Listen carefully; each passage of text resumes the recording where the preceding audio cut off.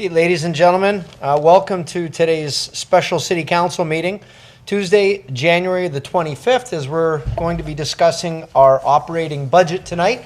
I'd now like to start off by asking Council for a motion to appoint Councillor Peter Angelo as the chair. He's our budget chair, but of our chair of this meeting. Motion by Councillor Carrier, seconded by Councillor Strange. All those in favor? Okay, and that's unanimous. So the meeting is yours, Mr. Chair. Yeah, thank you, Mr. Mayor. I'll start off with disclosures of pecuniary interest. Anyone have a conflict of interest that they want to declare tonight? Okay, seeing none. Nope. Councillor Lococo on the screen. Sorry. I'm sorry, Councillor Lococo. Go ahead. That's okay. Thank you, Mr. Chair. Two conflicts. One, any reference to the downtown BIA, former spouse's employer, and any reference to Niagara Falls Art Gallery I sit on as a resident. I will be discussing the budget, but I wanted to put those conflicts on record. Thank you. Okay, thank you.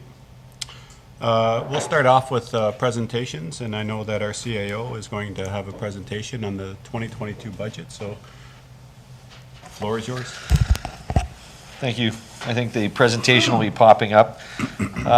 Before we get into the presentation, I just like to make two opening comments. One is I'd like to thank staff, not just finance staff. Finance staff have certainly put a lot of time and effort into this, but this budget was really developed by the team as a whole, and it goes to our senior leadership team to review the final product and the final recommendation. So just want to thank all the staff for their efforts. I also want to go on the record and remind council that though you were happy with the capital budget, I went on the record that night to say, hold your thanks, because you might not like the operating budget. This was a very difficult budget for both staff, and it'll be a difficult budget for council also. So we do want to take a little bit of time to go through this, and I appreciate council holding a special meeting for this budget. As we go through it, because I think there's a lot of meaty issues for this budget and for council to consider. So I'll go to the next slide, Heather. Thanks. So the agenda is very straightforward. It's really broken down to 4 sections, and we'll go through each of these sections. And what we hope from this presentation is it'll give you some of the high-level points and some of staff's thinking into the budget. And then Jonathan Levins will present the 2 formal budget reports, and all our staff are on hand for further questions. So next slide. So you can't make a budget by just looking within the 4 walls of an organization. You really have to take a look at what's going on outside the organization and what are some of those what I call macro influences. So the first major influence that we have here is inflation. In November, we hit a record high inflation rate of 4.7%. And anybody who's went to fill up their car with gas have realized that, or have went and gone to get grocery stores. The municipality is no different. We buy supplies every day, and we're finding inflation is hitting us on our capital budget side. What we used to pay for a car or for a truck going forward has really jumped up, and we've had to adjust our plans for that. The second item that I want to highlight that's impacting our budget is the growth that we have. And sometimes it's hard to comprehend why growth is impacting the budget, but we have some major projects underway. We have one of the largest builds that will happen in Niagara Falls in recent memory, and that's going to be the hospital and the South Falls. It's over $1 billion project. When you think about how many building inspectors, how much time it takes for planning, how much time it takes from our engineers to assist in that project comes on board with a lot of staff time, and that takes away from, and we don't have any other staff to deal with our normal growth, and we are experiencing some of the biggest levels of growth in Niagara region as a whole. So that puts a lot of pressure on our staff. And the thing about growth is you have to invest a lot of money and time up front before you get a single tax dollar. So before that subdivision pays a single tax dollar to the city, we've spent literally thousands and thousands of dollars to get that, and you have to understand that. The last item is COVID-19. I think it's safe to say everyone's sick of hearing about COVID-19, but it is a reality. COVID-19 does impact our budget. It makes a lot of what we normally do more expensive because we got to do it in new ways and different ways. It also impacts taxpayer affordability. We know our taxpayers are having difficulty with their income levels because of it, and that impacts how we deal with the budget. So those are some macro budget considerations, and then the next slide talks specifically about some very specific implications to the city of Niagara Falls. Now, what I like to say is before we got out of bed this morning, getting into 2022, we should have increased taxes by about 5%. And why that is we have a bunch of things that we're contractually obligated to pay, and those costs have gone up. So we can't, as a city, not have insurance, and our insurance went up $600,000 this year. And that's just the way the market is. We have union contracts with our employees. As soon as the calendar ticks over, there's automatic payroll increases for our staff. We have other contracts, frankly, with other suppliers that aren't our staff that have built-in CPI inflationary increases with it. So as part of the contract, we have to pay more money for that. And even for supplies that we don't have contracts with, when you go out to request those supplies now, the prices have gone up. They're not holding the same. And then there's the library and the airport, they've all put their budgets through, and that's had some increases. So before we do a single new thing or factor anything in, our budget should have increased by $3.7 million, which is about 5%. The next slide highlights another key impact for the budget, and that's the fire department. Now, the fire department is our largest single budget. So for every $4 of taxes we collect, a little bit more than one goes to cover costs for fire. And there's been a couple of things going on in the fire service that has impacted the budget. This council approved last year a new fire station because as we grow, we need to have increased fire coverage. The full implication of that cost of the fire station and the employees in that fire station, have hit this budget. There was also the federal government gave us a September 30th holiday. This council approved a lieu day for all employees. That ruling has been grieved by the firefighters union, and it's likely that we'll end up paying them as a stat holiday, so that will incur overtime pay time and a half. And the single biggest item that's impacting us is what I call unbudgeted overtime. So traditionally, we've had a budget for overtime for the fire services of about $350,000, and that's been consistent in our budget for a number of years. This year, in 2021, we're going to be well over $2 million in overtime costs. And if you look at the trajectory of overtime costs since 2017, in 2017, about 5 years ago, it was $333,000. So it's gone from $333,000, so within the $350,000 budget, to well over $2 million this year. There's lots of reasons for it. COVID's one of the reasons, frankly, that's incurring overtime. But there's some other implications to overtime and total cost. And I've listed some of those items out there. So including the 24-hour shift, we're on a pilot project for the 24-hour shift structure, and we're going to reevaluate that. But that has led to increased overtime costs. And there's something I want to highlight to council, that this is not new for City of Niagara Falls. Every municipality is dealing with it, but it's WSIB claims. And in 2016, there was something called Bill 163, which was originally called Supporting Ontario's First Responders Act, the Post-Traumatic Stress Disorder Act. That was passed in 2016 and amended the Workplace Safety and Insurance Act. And what that has done is it addressed a large deficiency that many people thought in how we are handling the very important issue of PTSD for first responders. And it gave a different protocol on how PTSD claims are handled and how they are managed through it. every government organization, whether you have a police service or a fire service or ambulance or dispatch services, they all fall under this new legislation. And because governments are what's called a Schedule II employer, which means for WSIB claims, we pay 100% of the claims. There's no provincial pool. So when someone makes a WSIB claim with other businesses, it goes to the provincial pool, you pay your premiums into it, and you're covered as an umbrella. For a Schedule II employer, there's no such pool. As a municipality, we pay all the claims that get assessed against us.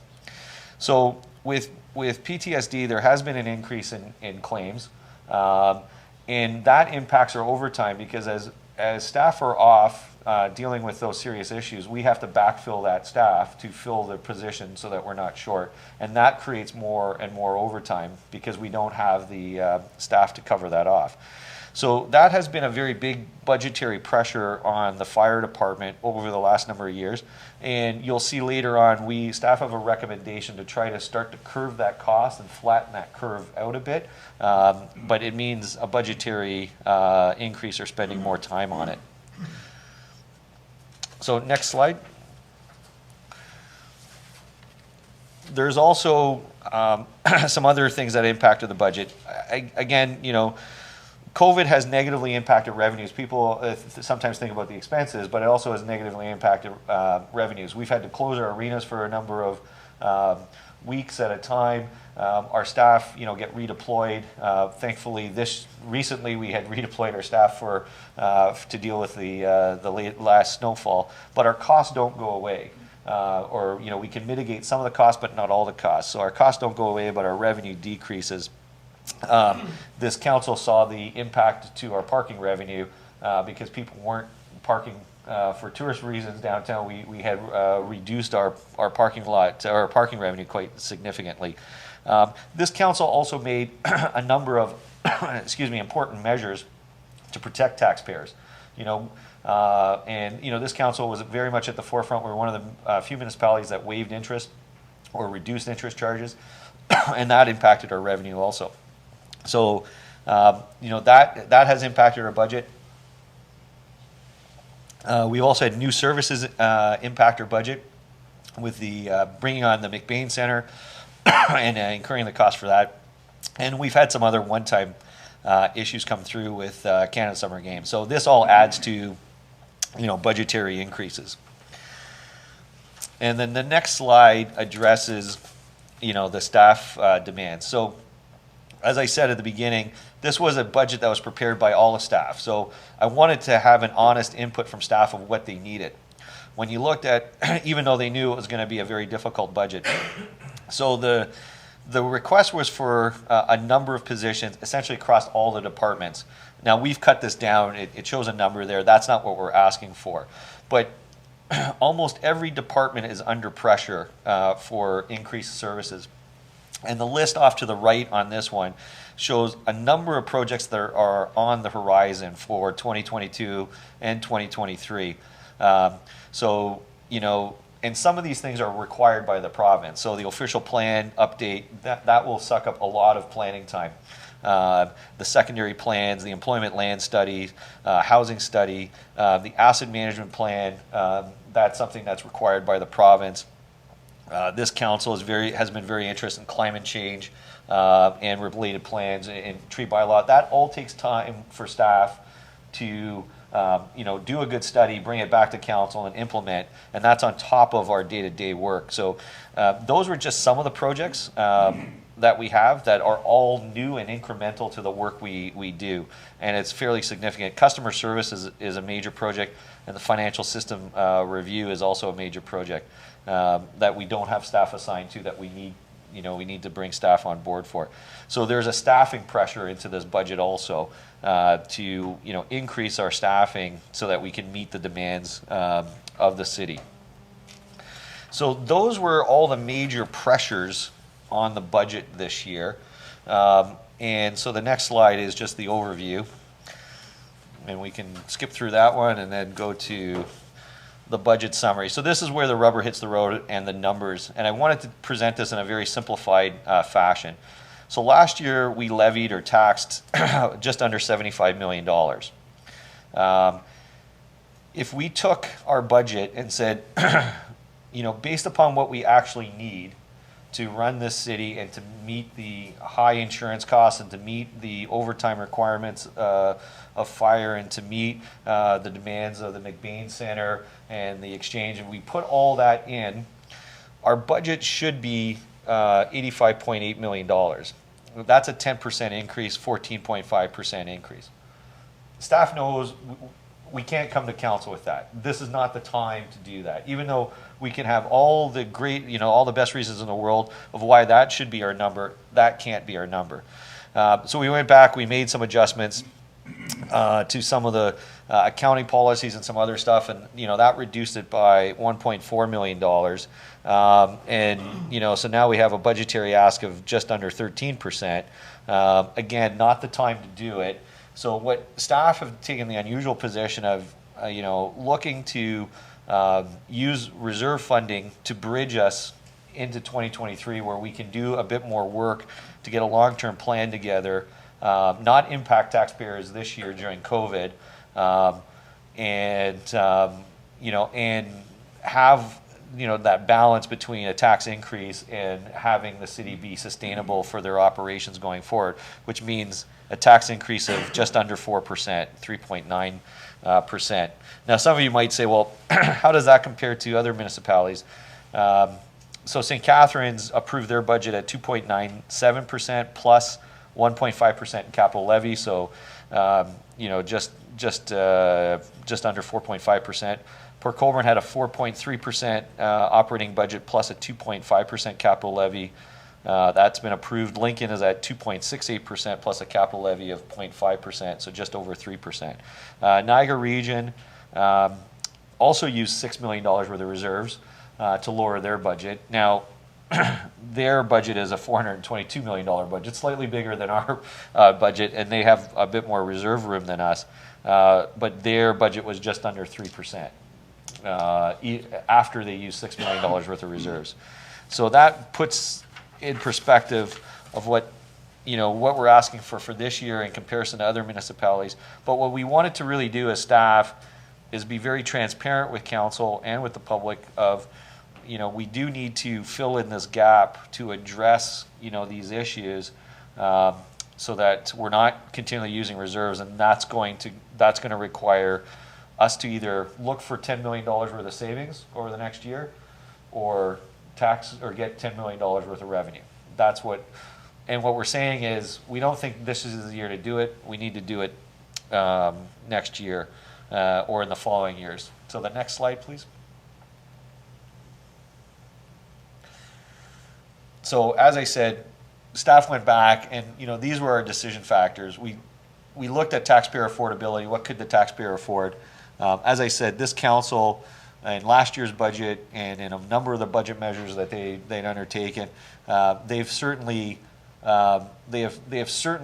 protected the taxpayer from COVID. Now, no one understood in 2020 that COVID was going to last 2 years.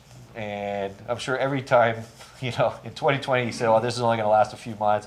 In 2021, well, it can't, and we're into 2022 and we're still in a lockdown.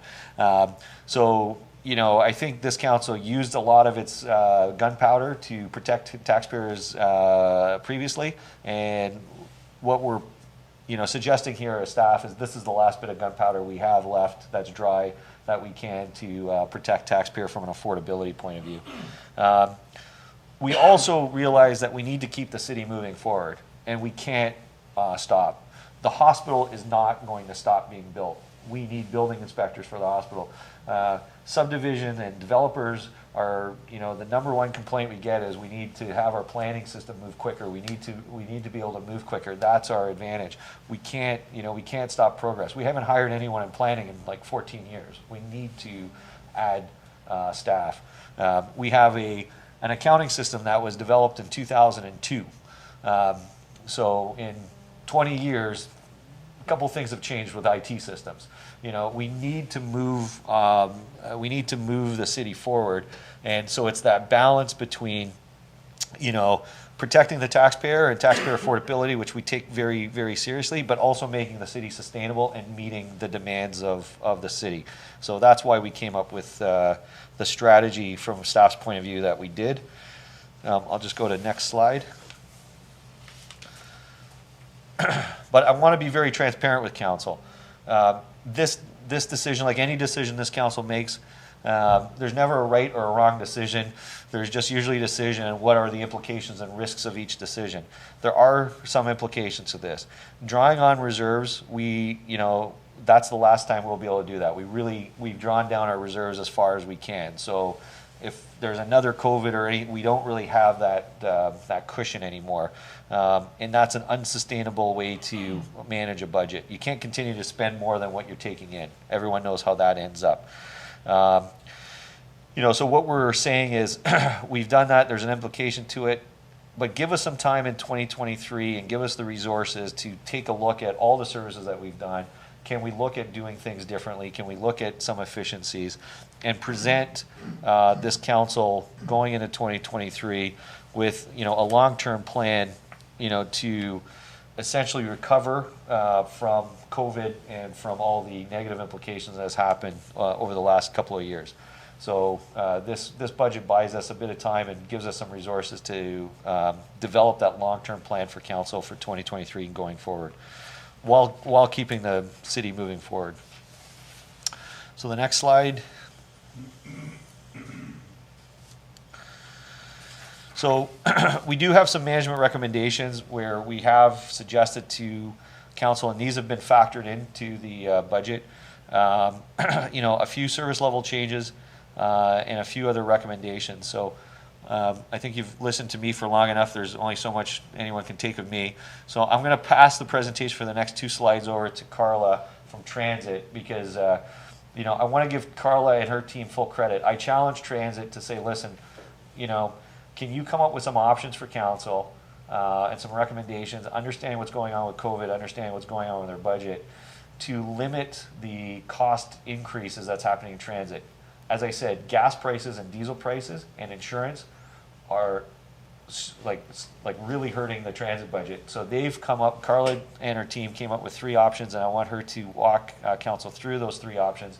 And really how we cut it back to assist with the budget. So I'll hand it over to Carla. Thank you very much, Mr. Burgess. Can everyone hear me okay?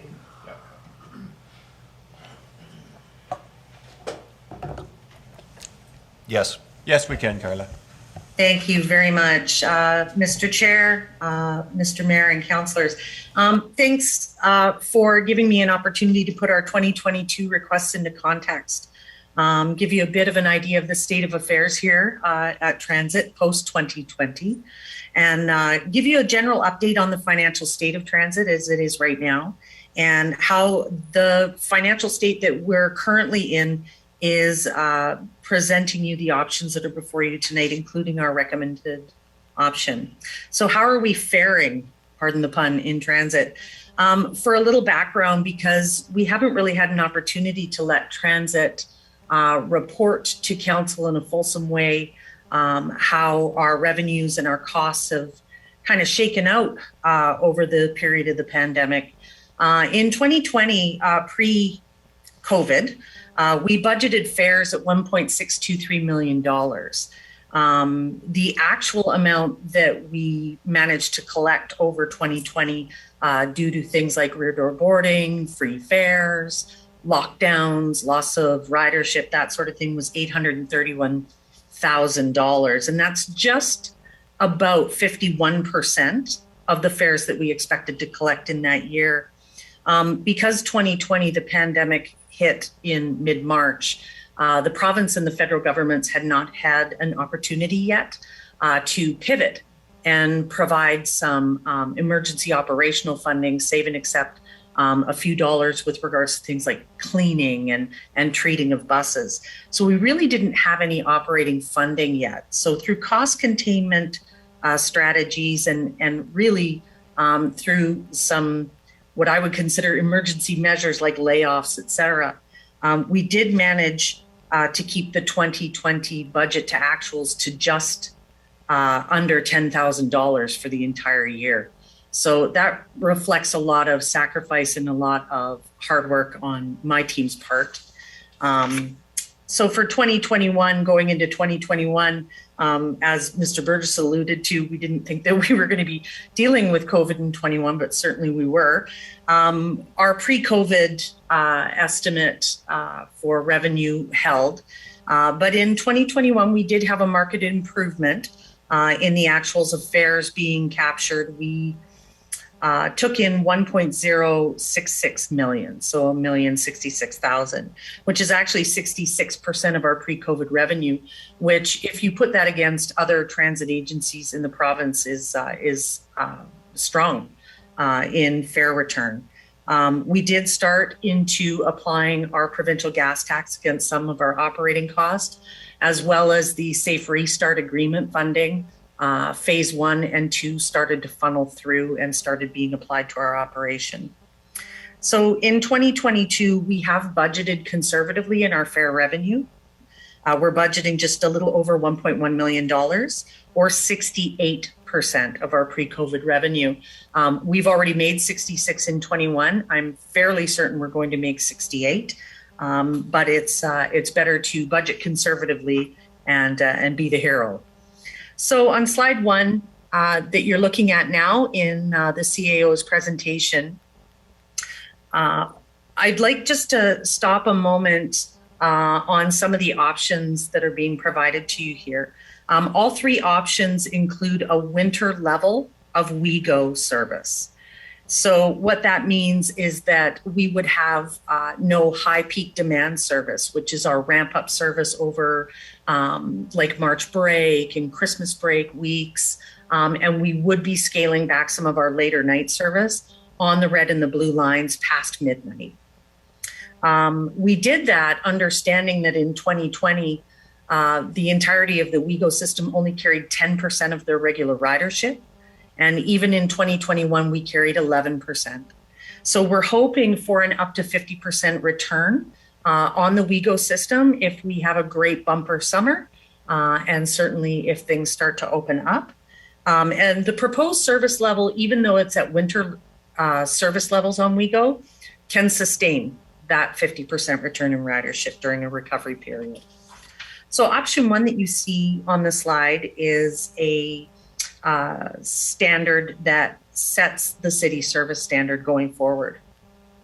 And what it talks about is separating the city service and the WeGo red line on Lundy's Lane in September 2022. And this is to delineate residential and tourist transit delivery going into amalgamation, to be frank. And it does represent an additional $291,000 over option 2, which is the recommended option by staff tonight. But it's worth mentioning going into an amalgamation that is going to delineate these levels of service regardless, that the city could preemptively provide that level of separation for a total cost of $422,000 on the general levy in 2022. Option 2 is our recommended option. It is a status quo city service, including 30-minute peak service, which has been reduced due to staffing shortfalls of late. That increase is a impact of $131,000 to the general levy. The 2022 fare revenues, as I intimated before, are set fairly conservatively at only 68% of our pre-COVID levels and are likely to eclipse that 68%. So this may end up out in the wash in option 2, but I did want to bring that to your attention that there was an incremental increase. The 2021 September routes, we did do a service expansion in September 2021. It was not anticipated in the budgeting for fare revenue, but it's interesting to note that since September 2021, the 8 expanded routes have increased our overall ridership by 9% on those lines. So that will certainly go far towards paying for any increase in service associated with option 2. Option 3 This was the challenge that the CAO was speaking about, bringing forward all options for council's consideration this evening, and some of them are tough choices. This would be a tough choice for transit. Option 3 is to remove the 30-minute peaks altogether for the balance of the 2022 year. And leave on again the reduced WeGo service to winter level. That would represent a savings of about $295,000 in the operating budget for transit for the year overall. But there's some, I guess if I had to defend leaving peak service in for council, I would say that peak service will help our ridership recover. And the option 2 of leaving peak service in service anticipates a return to campus, which is our return of Niagara College and Brock University students to in-class learning for all students, and removing peaks that council is committed to over the last 7 years of incrementally adding to transit service in Niagara Falls may overcrowd the AM and PM services available for all riders, and that would certainly degenerate our service overall.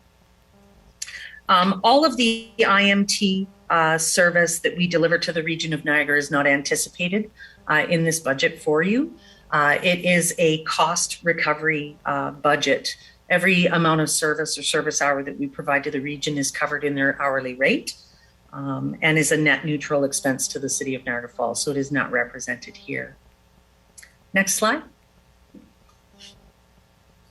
So with regards to the use of reserves, this is a slide with regards to an existing WeGo reserve that we plan to utilize.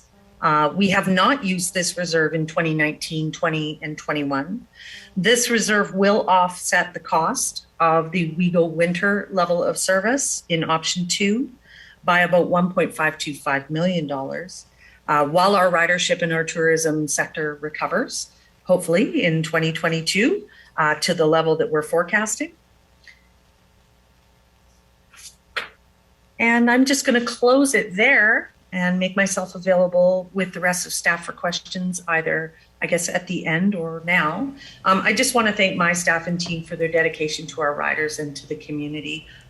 They always are a dedicated team, but especially for rallying and pulling together these results in 2020 and 2021 and in going forward. So thank you for your time.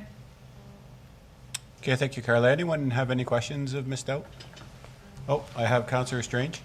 Yeah, thank you, Carla, for the presentation, and I know all your staff have been working hard with this budget. I guess, looking into the future, like this summer with the Canada Summer Games, and I know we probably haven't budgeted in increasing services, but if something happens, like we still think the games are going to happen, I guess. Like if we have to increase service in our forecast, is it something that we could do? We know a lot of families and athletes will be coming from all over Canada, and especially to Niagara Falls. And if I know from previous games the impact municipalities have and the transportation difficulties that they do have to getting to. Especially here, the tourists and along Lundy's Lane. Is that something that we could look at? If the games are going ahead a month before, that we could look at and increase service. Well, through you, Mr. Chair, to the councillor, the WeGo service is probably what you're referring to. That would be the most supportive of the games itself. And as I said, the winter level of service is quite robust, and you can see that by the amount of reserve funding that it requires to support it. We can carry up to 50 to 60% of our regular ridership just on our winter levels. When you start to add things like events and games and things like that, there certainly is an opportunity to overload the service. And that's why we did provide option 1 to separate the services entirely on Lundy's Lane on the red line. But if we had to, we certainly have the fleet to add additional resources. And we've always maintained a very robust casual staffing complement. We would be able to add service upon request.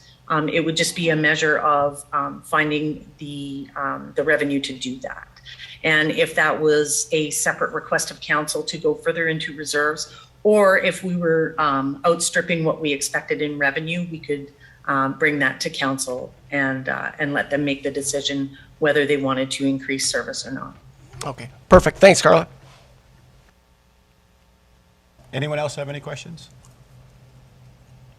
Okay, I'll pass it back over to our CAO. Thank you. And just to add to Carla's comment with the Canada Summer Games, Canada Summer Games is looking at some transportation plans to get athletes from Brock to Niagara Falls, for example, and spectators. So that's still in the works. The next budget measure that staff are putting forward for council, thank you, is to hire 2 firefighters as a kind of a pilot project to reduce overtime. At the end of the day, there's a pretty good comfort level that pretty much on any given point in time, we're going to be short a few firefighters, and if we have 2, that it's not going to solve the overtime issue, it'll just reduce it, and this will give the chief and his staff the ability to test out how the additional resources can be deployed to curve that steady incline in overtime cost. I also hope that with COVID, some of the overtime costs come back to normal, but we have to jump our budget from $350,000, and what we're planning on is it only hitting about $1.5 million worth of overtime costs. So we're already planning kind of a decrease from over $2 million down to $1.5 million in this budget, and the only way I think we can get there is by adding some resources. And for every hour that this person works, it's going to be replacing someone who A, likely makes a bit more because they'll be more senior, and B, they're being paid at straight time versus time and a half. Now, the reality is, though, just to be clear, is that, even if this budget is approved today, by the time the fire chief hires the 2 firefighters, trains the 2 firefighters, and deploys the 2 firefighters, you're likely not going to see a full year impact until 2023, but we'll report back to council on that. So that was one measure that management put forward in this budget to try to start to curve some of those cost increases. The next slide. Excuse me, this deals with staff investments or hiring some additional staff. Excuse me. As I said in the earlier slide, staff had a number of requests. We trimmed that down, and we really looked at 3 things to evaluate whether we should be bringing forward a staff request. Health and safety was number 1. There is one position there that's very clear on health and safety that we need to hire to meet our obligations, and that's in fleet for a safety training person. Secondly, we looked at ability to positively impact budget and service levels. So there are some positions. You'll see a procurement position there, where if we hire the procurement position, we know that we can get back likely half to 2/3 of his salary just by buying better right now and by being more efficient. So right now, we have mechanics who are responsible to find parts, purchase the parts, receive the parts, and that's taking time away, a skilled mechanic's time away from actually turning a wrench and fixing a vehicle to doing something. And what happens is then you have 8 people buying things 8 different ways instead of looking at corporate contracts and effective purchasing. So that's an example of someone who we know we can have a positive impact on it. There's another position in fleet where if we can not, because we get overworked, we send out work and it costs us more to have that be sent out than to do it in-house. So those were the types of positions we were looking at. There's also service level demands and strategic initiatives.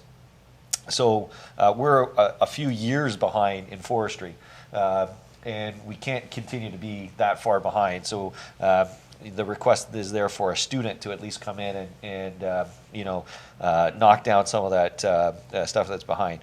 We're a couple of years behind in finance, as this council knows. I've repeated that a number of times, and Tiffany and Jonathan Our treasurer and acting treasurer are tired of me pointing that out, but we're behind in that, and we need to do that. And then there's the strategic items, customer service, planning, building inspection. Those are all things that we need to invest into that are strategic, that we need to get back. And there's one position in there, frankly, for information services, and for in finance, is that we need that person who's going to come in and be able to scrutinize the budgets and develop that long-term financial planning.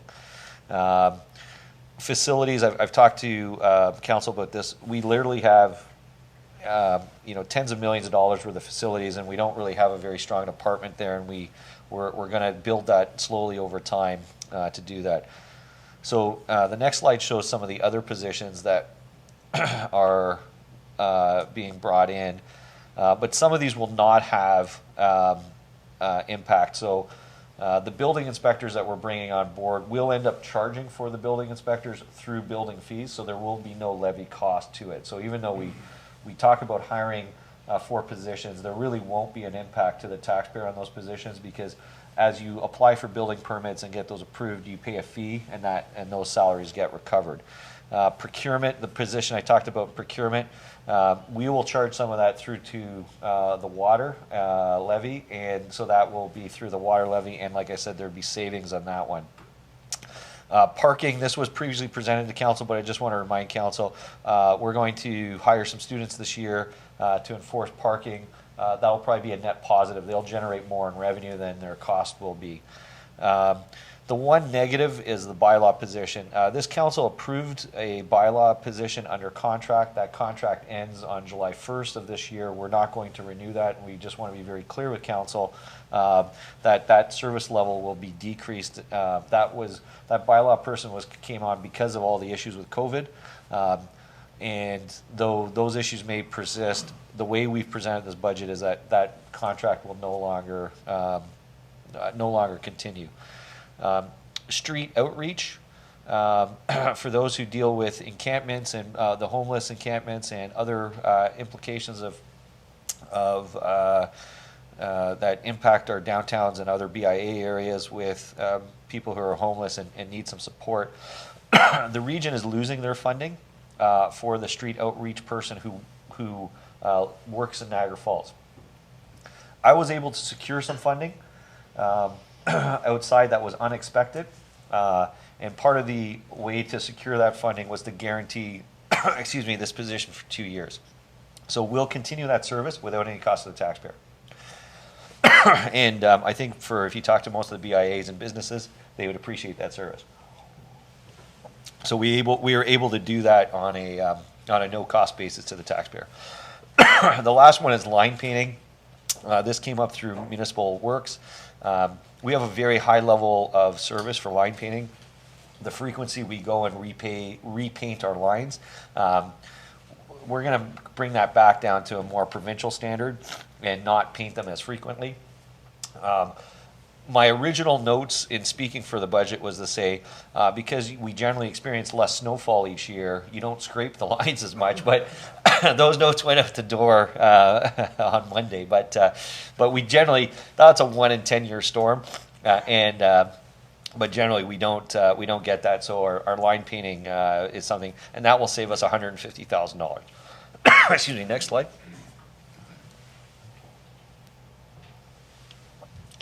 There's other budget measures that, thanks. There's some other budget measures that these are not factored into the budget. So everything I told you before, we've already accounted for. These we have not accounted for, and this is something that council could, if they want to send us back to sharpen our pencils, these would be the things we'd be looking at. This would include service level reduction, so reducing the number of hours at McBain, or, oh thanks, everyone's handing me candies. It's very dry in here, but and for the record, my daughter bought a cat, which I'm allergic to, so I'm dealing with that. So it shows you how much power I have at my house. Anyways, one of the things we'd look at is service level reductions. Another thing that's in our budget this year is it was a previous report of council that Canada Summers Games is asking for $50,000 for their concert. This is a general ask of all municipalities. Staff are pulling that money from a reserve. So there's no levy impact, but council could decide to not go forward with that. And other than that, we'd have to go back to the drawing board to look at other cuts if we move forward. So that's the budget measures. I did want to highlight the risks and the path forward for council on the next two slides. So it's only a couple more minutes you have to put up with me. So budget risks. COVID is obviously a risk. Excuse me, our budget factors in COVID for most of the year, but to a lesser extent. For example, we're factoring in casino revenue at 60% of a pre-COVID year. That may or may not happen, but we have to make these assumptions. If we're off base on that assumption to the negative side, that will be an impact. We did not reserve anything for tax appeals. We have more than $9 million worth of tax appeals from various industries, mostly in the tourism industry, and depending on how that gets ruled out, there's been some recent impact rulings on that we have to take a look at the impact, but if there's negative impact from that, that will impact us. Asset management, which I've talked to this council about, which is a provincial requirement, that we have to start funding our replacement of assets on a regular basis. That has not been factored in. And the hospital commitment, the hospital will be coming to us for their formal ask later this year. This council has put some money aside for that hospital ask, but the ask from the hospital is likely to be higher than what we've put aside. So that hasn't been factored in either. So going forward, next slide, please. There's lots of negative, I don't want this to, it's a tough budget. Is this the best, are we in the best position that we can be? No. But I don't view us as being in a desperate position. I think we've managed ourselves very conservatively over the last, number of years. We have a good balance sheet, and we're using that balance sheet during this tough period of time. So what we really need to do is say, okay, COVID gave us a pretty good shot, and we need to kind of regroup a little bit and bounce back, and that's what we need to do moving forward. We need better financial planning, and we need to develop, I'm viewing this as a 3-year turnaround, and we need that plan to be put forward in front of council in 2023. To manage our way out of this swoon. We also need to integrate our asset management in that plan. And lastly, we need to have, no councillor likes to cut anything, and I get that. No one ever goes and gets elected for council, and no one ever wants to go work for a city only to cut services. That's not in anybody's DNA. This municipality in particular is very service oriented, and I get that. But we do need to do a budgetary review to see, are we investing the right amount of money in each of those services? Could we do those services a little differently? Will that have a negative impact? And we have to have that honest discussion with the users of the service and with this council. Carla, with the WeGo, it's at 10% of what it was normally driving at. So could we change, they came up with a plan to change it. We need to go back and take a look at everything that we do in 2023 and represent that to council to have that rethink. That's going to take a lot of time and energy, but that's something that needs to be done. So those are the 3 big things that we'll end up doing in 2022 to make sure that Niagara Falls we'll be able to hit it out of the park in 2023 and beyond. So that's going to be our focus moving forward. The last 2 years have been tough on the city, not just city as in the corporation, but the city as a whole. All our businesses, all our residents. I think this council, like I said, took every piece of dry gunpowder that they had and used it to protect the taxpayers, from rising taxes. But we're at that point where we can't provide any more.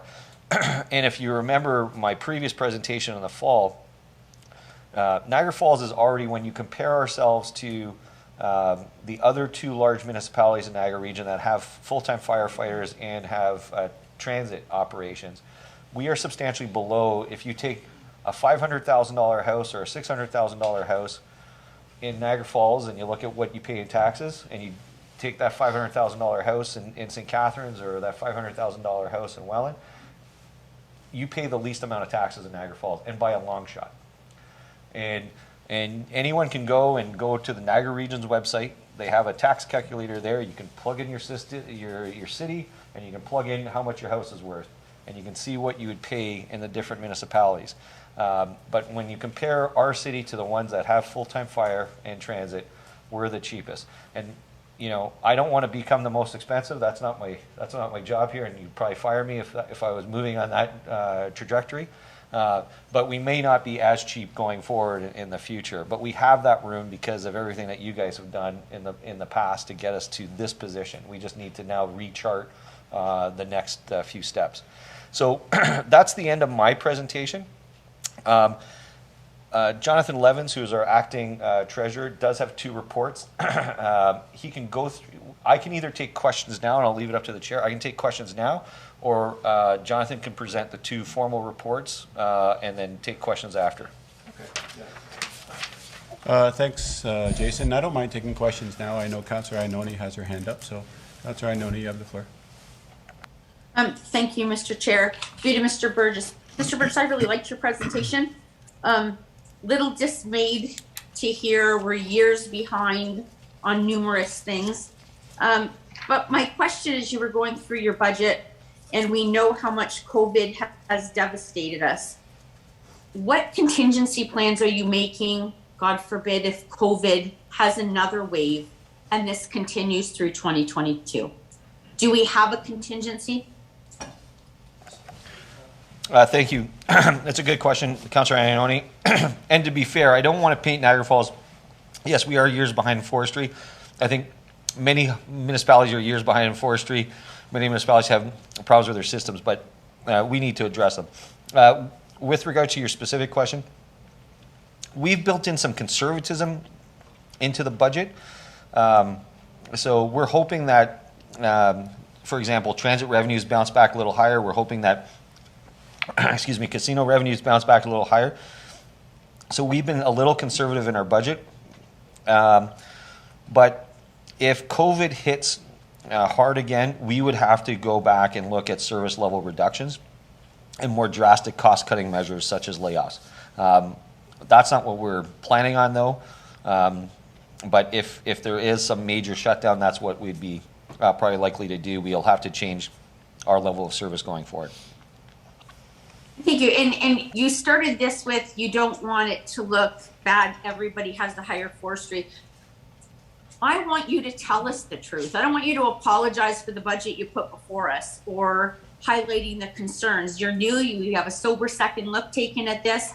And I want to congratulate you. I personally think that we have to hear the bad with the good and see how we're going to move forward with this. And I think knowing that we have to invest in not only those positions, but understand that maybe if this continues, we may have to cut services. To me, that's the good, the bad, and the ugly, and that's what I want you to tell us. I don't want to hear things I just want to hear. So I want to thank you. I think your presentation was very good. Okay, thanks. I have Councillor Lococo. Thank you, Mr. Chair. Through the chair to Mr. Burgess, thank you for the presentation. There was a lot of information in there, and I really appreciate the time and effort that staff have put into it. I do have some concerns, sort of going along what Councillor Ioannoni said about contingency. I know we don't have a crystal ball, and we have no way of knowing how COVID is going to work through 2022, what that's going to do to our casino revenue. That's a big one for me. I am concerned that we are depleting our reserves and we won't have any gunpowder, as you used the term, that if something does happen. Those are two of my main concerns. The other concern is the tax appeal of $9 million. So those are my three concerns. And then my question is, not that you have a crystal ball for 2023, but if we were to approve the 3.9 budget tax increase right now, what will 2023 look like? Because originally it was at 14-something% to cover everything. And you said we need to catch up in 2023. As of right now, what is your best guess estimate? If you were to bring the budget to us for 2023, what would that percentage be? Because I'd like to know that if we did approve 3.9 and then next year comes around, is the ask going to be 10%? Do you have an idea? That's my question. Thank you through the chair. Just I could have answered Councillor Ioanoni's question a little bit better, but since you gave me a second chance, Councillor Lococo, the other part of some of the dry powder we could do is if there was some negative things that happened with COVID, we would probably go back and revisit our capital budget too, and probably defer some projects and defer some things that would generate some cash savings to us also. So there's a few tools that we could certainly manage. But with regards to your question of 2023, I'd like to preface it by saying first and foremost, it would be a combination of items. If you didn't do anything on fees and if you didn't do anything on services, yes, then you're looking at a kind of a 10% increase. But that's not what's going to happen. I want to do a really good budget scrub. I want to take a look at all the services we provide. I want to give council with that information so that you can benchmark our services to where you want to be service level wise and where we are in comparison to other municipalities, and then make that decision. Are these the services that you're okay increasing taxes on, and what does that look like over the 5 years? I'm going to be honest with you. I don't. This is the first time I've ever presented a budget without a 5-year forecast. And that's not something I like to do. I've always presented it with a forecast, but we just don't have the tools or the manpower in the finance department to do that. So in 2023, Councillor, I will give you that answer plus that forecast of what this means. And my gut feeling is we're not going to correct it all in 2023.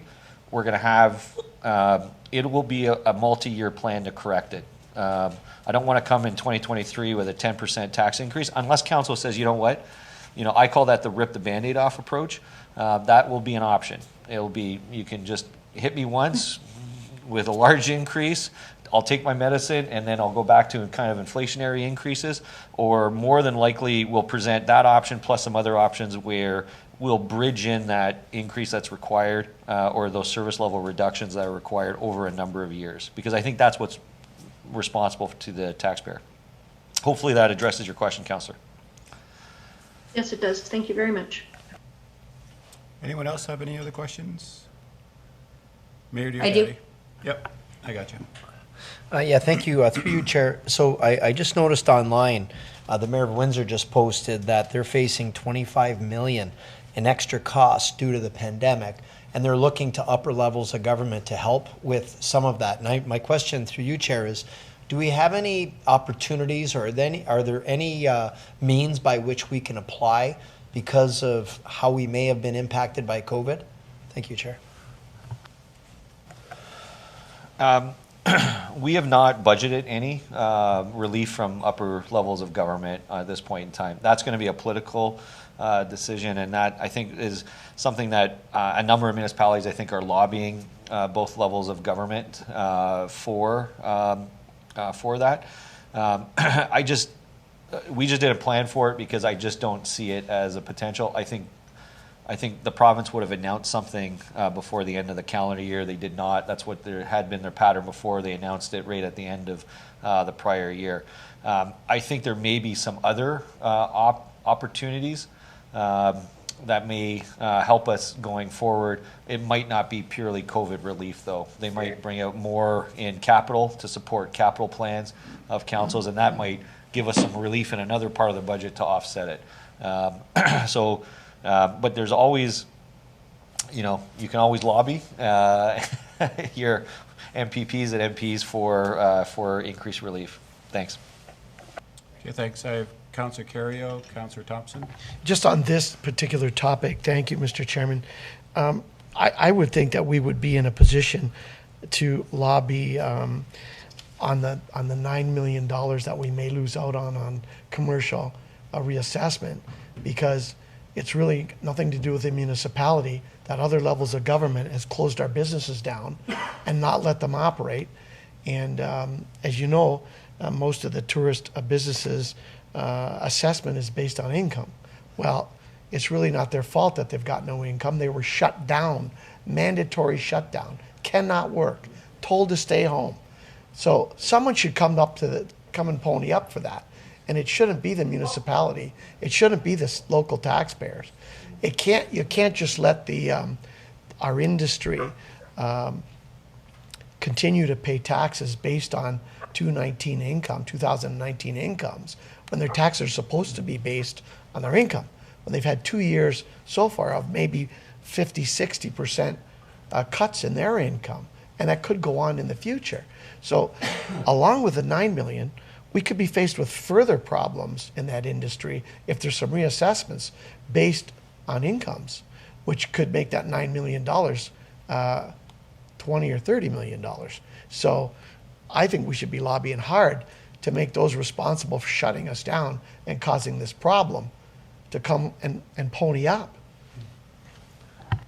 Okay, thanks. Councillor Thompson, Councillor Ioannoni after.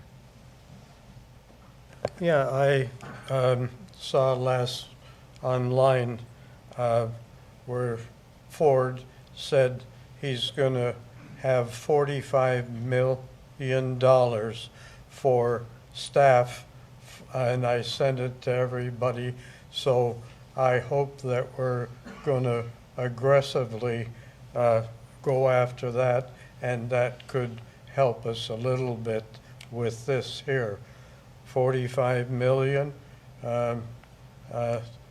that's for Ontario, but we could get 1 or 2. That would be good.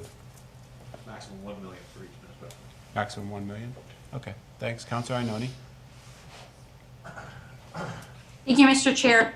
We had an email earlier from Mr. Levins, and I think it was a request from yourself asking for a spreadsheet of over 5 years of our budgets. And I think we, as a council, I'll use the word flush for a better word, we're flush with money and the casino monies were coming in. We took a hard line and had a 0% increase when we could. So, if I remember, I think the conversation from each and every one of us was, when we can do that, we do. We can't do that now. We aren't flush with that money now. We don't have those huge casino revenues coming in now. And I just think it's something that we really, nobody wants to look at a 3.9% increase ever. But at the end of the day, when you look at what Mr. Burgess has presented us, I think we might have been doing a disservice not keeping up all the years before. I still stand by our 0% increase, but we could do it then. We had the money. Right now, we don't. So I just want to throw that this council's been very accepting of doing that when we could. Yeah, part of it was the last 2 terms of council. And the term before this one here, I think the average increase was around 3.4%. And this term of council, the average increase is just under 1.75. So it's pretty much half. Was there Councillor Strange? Yep, Councillor Strange. Yeah, thank you, Mr. Chair. I was just wondering if the CEO can maybe weigh in on the city's debt and maybe where we're at, and maybe compare it to the rest, if you know, the rest of some of the municipalities in the region, and if that's an option for 2023 to take on more debt, especially when interest rates are low, and I know they're going up. So, thank you through the chair. So as a municipality, we're only allowed to take on debt for capital assets, for the acquisition of capital. So we're not allowed to borrow money for ongoing operations. So we maximized, or we pretty much fully maximized the debt in this capital budget for 2022. And realistically, for 2023, we'll be maximizing our usage of debt. We are in a very good debt position. So our, what's called the ARL, the repayment limit, is something that the government prescribes. We can't, we can only use so much of our revenue. It's 20% is our maximum amount that we can use of our recurring revenue to pay for debt servicing. I can't remember, I don't have the number in front of us, but we're nowhere close to that.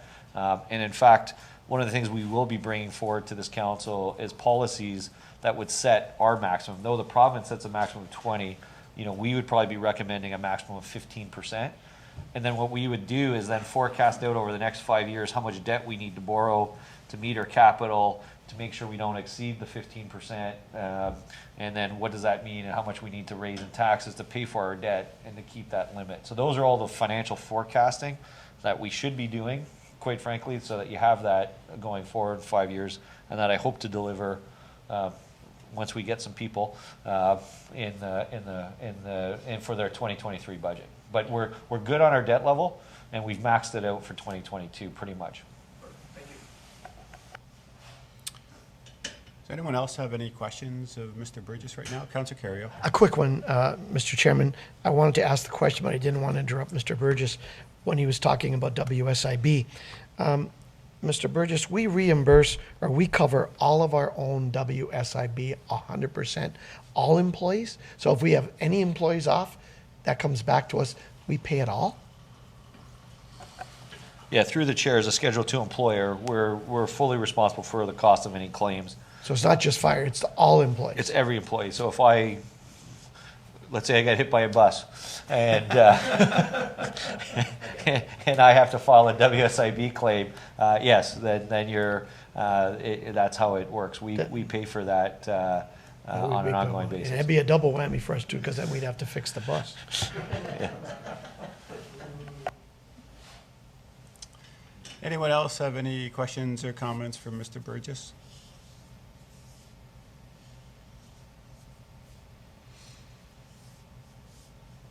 Okay. We do. We have Mr. Levins. Yep. Is he on the line? Yeah, so Jonathan will go through the two reports, and so he has summary notes on the two formal reports and motions that are there. So Mr. Levins is online. Welcome, Mr. Levins. Great, thank you very much. Can everybody hear me all right? Yep, loud and clear. Well, good evening, Mayor, Council, staff, and all those tuning in. Before providing a high-level overview of the budget changes, I'd like to thank all the directors and managers on the line tonight for their assistance in assembling the 2022 operating budget. I'd also like to thank our CAO, Mr. Burgess, who has been instrumental and supportive in the development of this budget. There are many significant changes in the 2022 budget. The detailed budget variances are outlined in Finance Report 2022-06 that's listed on tonight's agenda.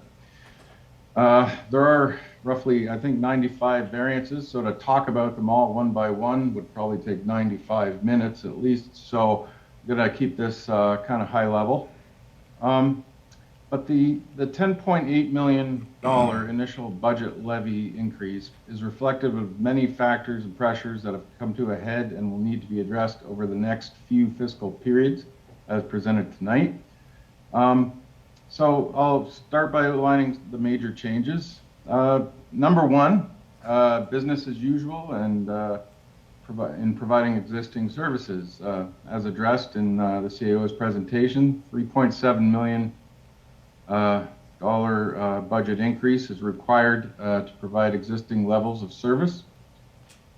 The changes in existing labor and benefits are reflective of negotiated contracts and compliance with legislation. Materials, and contracted services required in service delivery are subject to inflationary rates of 4.7%, the highest in 20 years. The $3.7 million impact on the tax levy could only be reduced through existing service level reductions. Number two, the expansion of new services. This budget includes approved service expansions for the McBain Center recreational programming and the exchange. Labor alone for these service expansions is approximately $1.7 million.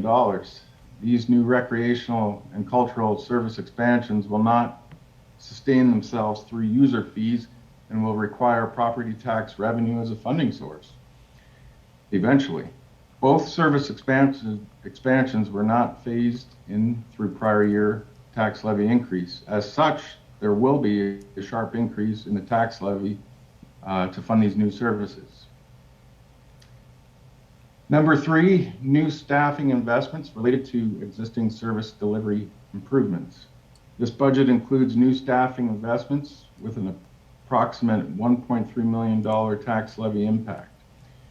New staffing requests for 2022 are large and related to improving existing service delivery. In certain service areas, staffing has not kept pace with increasing service demands, legislative requirements, and overall operational best practices. Deferral of these positions to future periods will only delay corporate-wide initiatives to improve customer service. And lastly, number 4, which is a 3-part change in financial strategy. Part A, the removal of unsustainable revenue sources. The 2022 budget removes approximately $3 million of unsustainable operating funding sources. This includes provincial Safe Start refunding and reserve funding. Reserve funding used for one-time 2021 COVID mitigation measures, and reserve funding which was included in pre-COVID era budgets. Also, $400,000 of OLG revenue tax subsidization has been removed and will be used to fund future capital projects. Property taxes are a sustainable source of revenue. The city sets the tax levy and tax rates to fund a desired level of service after considering all other revenue sources. User fees are also a sustainable source of revenue and will vary with sales volumes. User fees help reduce the tax levy as those directly receiving the service pay for the service.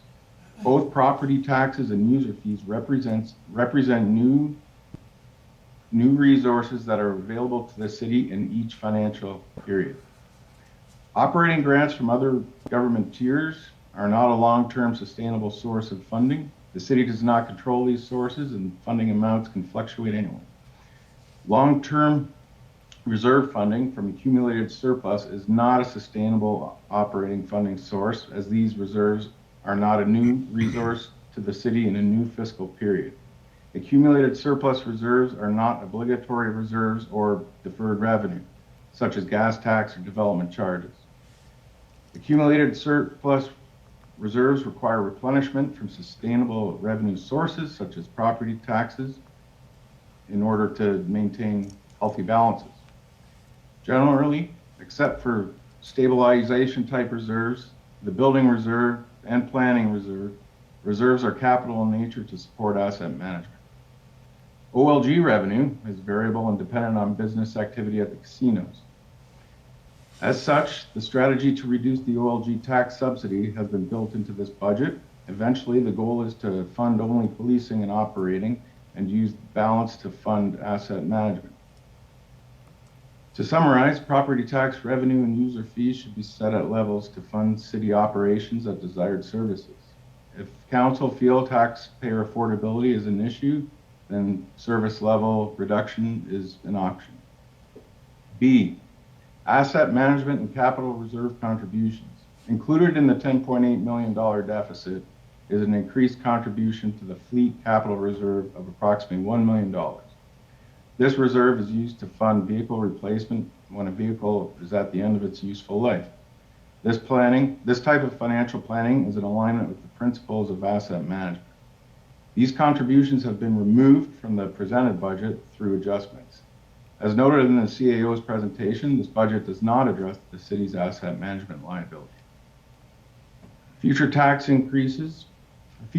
levy increases will be directly affected by asset management decisions, namely the establishment of service level expectations. Service level expectations will determine capital investment requirements. Higher service levels will demand greater investment, which will be reflected in greater capital reserve contributions and annual repair and maintenance expenses. And Part C, the multi-year phase-in of new services or debt at time of approval. Included in the $10.8 million deficit is approximately $700,000 of new capital reserve contributions related to new debt as approved in the 2022 capital budget. New debt charges to be funded through the tax levy need to be included in the operating budget at time of approval and not issuance. These contributions have been removed from the proposed budget, but will need to be considered in 2023. To avoid large spikes in the tax levy with the onboarding of new services, operational expenses should be phased in from the time of approval to service implementation. For instance, if service implementation will take 3 years, then the estimated cost of service delivery should be divided by 3 and cumulatively included in each of the 3 operating budgets, thus smoothing the tax levy increase required to fund the service, avoiding large rate increases to the taxpayer. This summarizes the main overall changes that are included in the 2022 budget. And that concludes my comments on report 2022-06. Okay, thanks, Mr. Levins. I'll see if anyone has any questions. Anyone have any questions of Mr. Levins? I have Councillor Strange. Yeah, thank you, Mr. Chair, and thank you, Jonathan, for the report. I think the bottom line with the people who are watching and households, and I think it was in our CAO's presentation, is what is this levy of this tax rate is going to cost an average household monthly, I would say, and I think people really want to know that. Yeah, through you, Budget Chair, the Councillor, I believe it was in the presentation at $4.66 per month at 3.9%, which would be almost $56 a year for the average homeowner. Perfect. I think that's what generally a lot of people want to know, and you can go through the whole report and presentation, but I think bottom line, that's what households and people that are watching want to know how much the potential increase is going to be. So thank you. Thanks, Councillor. Anyone else have any questions of Mr. Levins?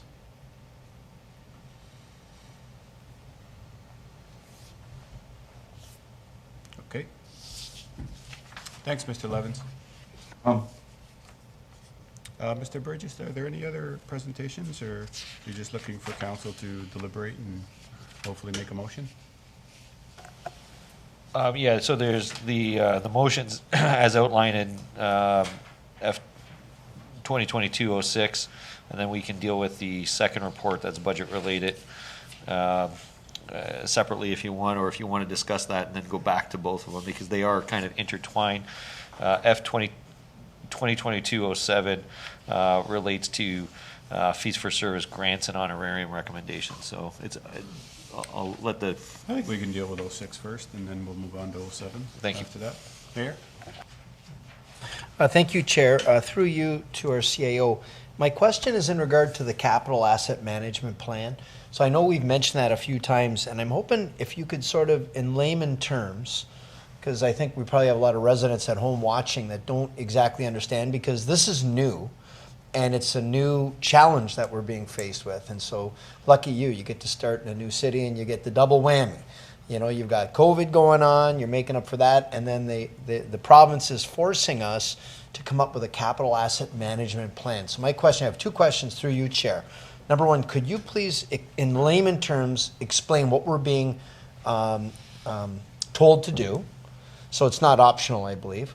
And second question is, what's our plan? Do we have any money in place right now? Is any of that factored into this current budget? Those are my 2 questions, Mr. Chair. Thank you. Thank you through the chair to the mayor and council. So in layman's terms, the asset management plan requirement from the province is that each municipality must, they've broken it down in steps, but essentially they must take a look at all their assets and then determine the state of their assets, determine how much it will cost to replace those assets to maintain the services that they provide, and then develop a financing policy for that, or a financial plan to replace those assets. This council will see a report later this year, and Mr. Nickel's leading that, on what is considered core assets. That's your roads and your water infrastructure. And then next year you'll get one on your non-core assets. That's your hockey arenas, administration buildings, and all that. But essentially what it means is that they need you to put money away today to replace that asset when it expires. So one of the things we do for fleet, for example, but we don't do enough of it, is that if you bought a $50,000 truck and you use it in a department, the taxpayer should be not just paying the $50,000 in year one, it should be paying $55,000 or $60,000, because if that truck goes away in 5 years' time, you would have then charged enough over the 5 years of it when it's being used to have enough money left to then replace it, so that your budget doesn't go up and down with capital requirements. So that's what asset management planning is that you're charging an equal amount essentially each year to replace the assets as they are required. If I were to equate it to somebody's house, it's like when you just put on a new roof and you expect that roof to last, and let's say that roof costs you $10,000 and you expect that roof to last 15 years, or if I can do the math easy, let's say your roof costs you $15,000 and it's supposed to last 15 years. You should start saving that year $1,000, so that by the time the 15 years comes up, you have $15,000 in the bank. That's what the government's going to require us to do.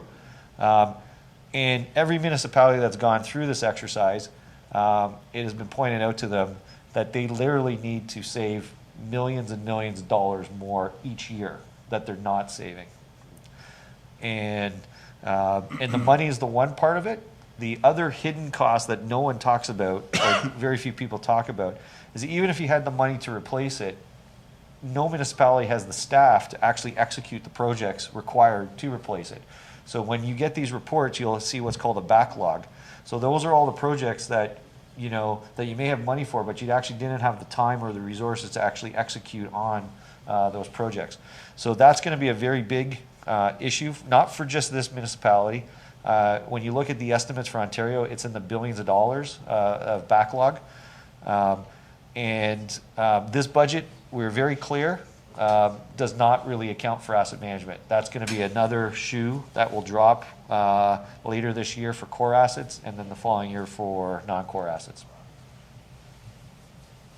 Follow-up, Mr. Chair? Yeah, so thank you for that, Mr. CAO. I appreciate that. So I guess my question is, so for core, if I understand you correctly, core assets are going to have to be accounted for in 2022? Is that right? Or just so I've got my years straight? So you'll get the report to know how much it's going to cost you in 2022, and it will be not an insignificant number. And then you'll have to have a plan in place by 2024 legislatively. The challenge is if you don't start saving, everything keeps on going up, and the rate of construction cost goes up higher than the rate of inflation. So the earlier you start, the better. Otherwise, you're just putting it off. So some municipalities, as I outlined, some municipalities have already put in place a capital levy as to address it. So they have their operating levy, and then they charge another amount for capital levy. So that's how they're trying to fund it. But at this point in time, in 2022, you'll know the number, and there's an expectation that council will start doing something with the number or plan it, and staff will present a plan for it.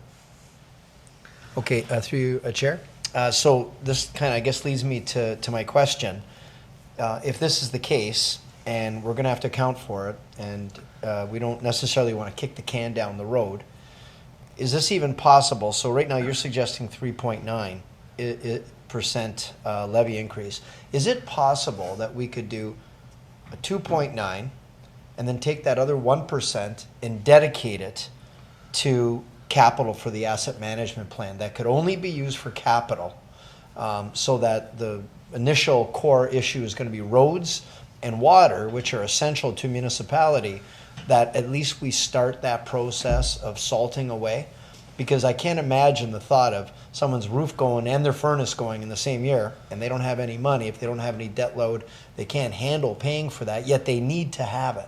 And roads and water are necessary and mandatory. So I guess my question through you, Chair, is it possible that we could split that up so then the operating budget would only then be 2.9% this year, and then the 1% would be applied to the capital asset management plan, just for the core assets going forward? So that's my question through you, Chair.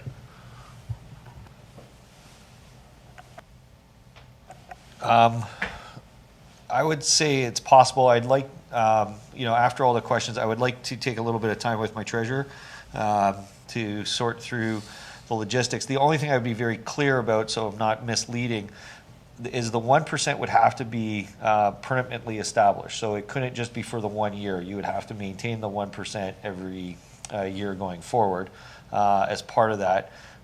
We would have to go and circle to see if there is enough capital. I believe there is enough capital to swap out. It would not impact water, though. There would just be on the levy side, because water is dealt through at the rate side.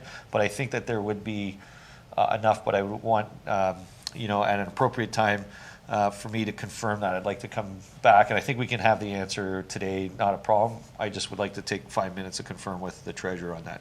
Okay.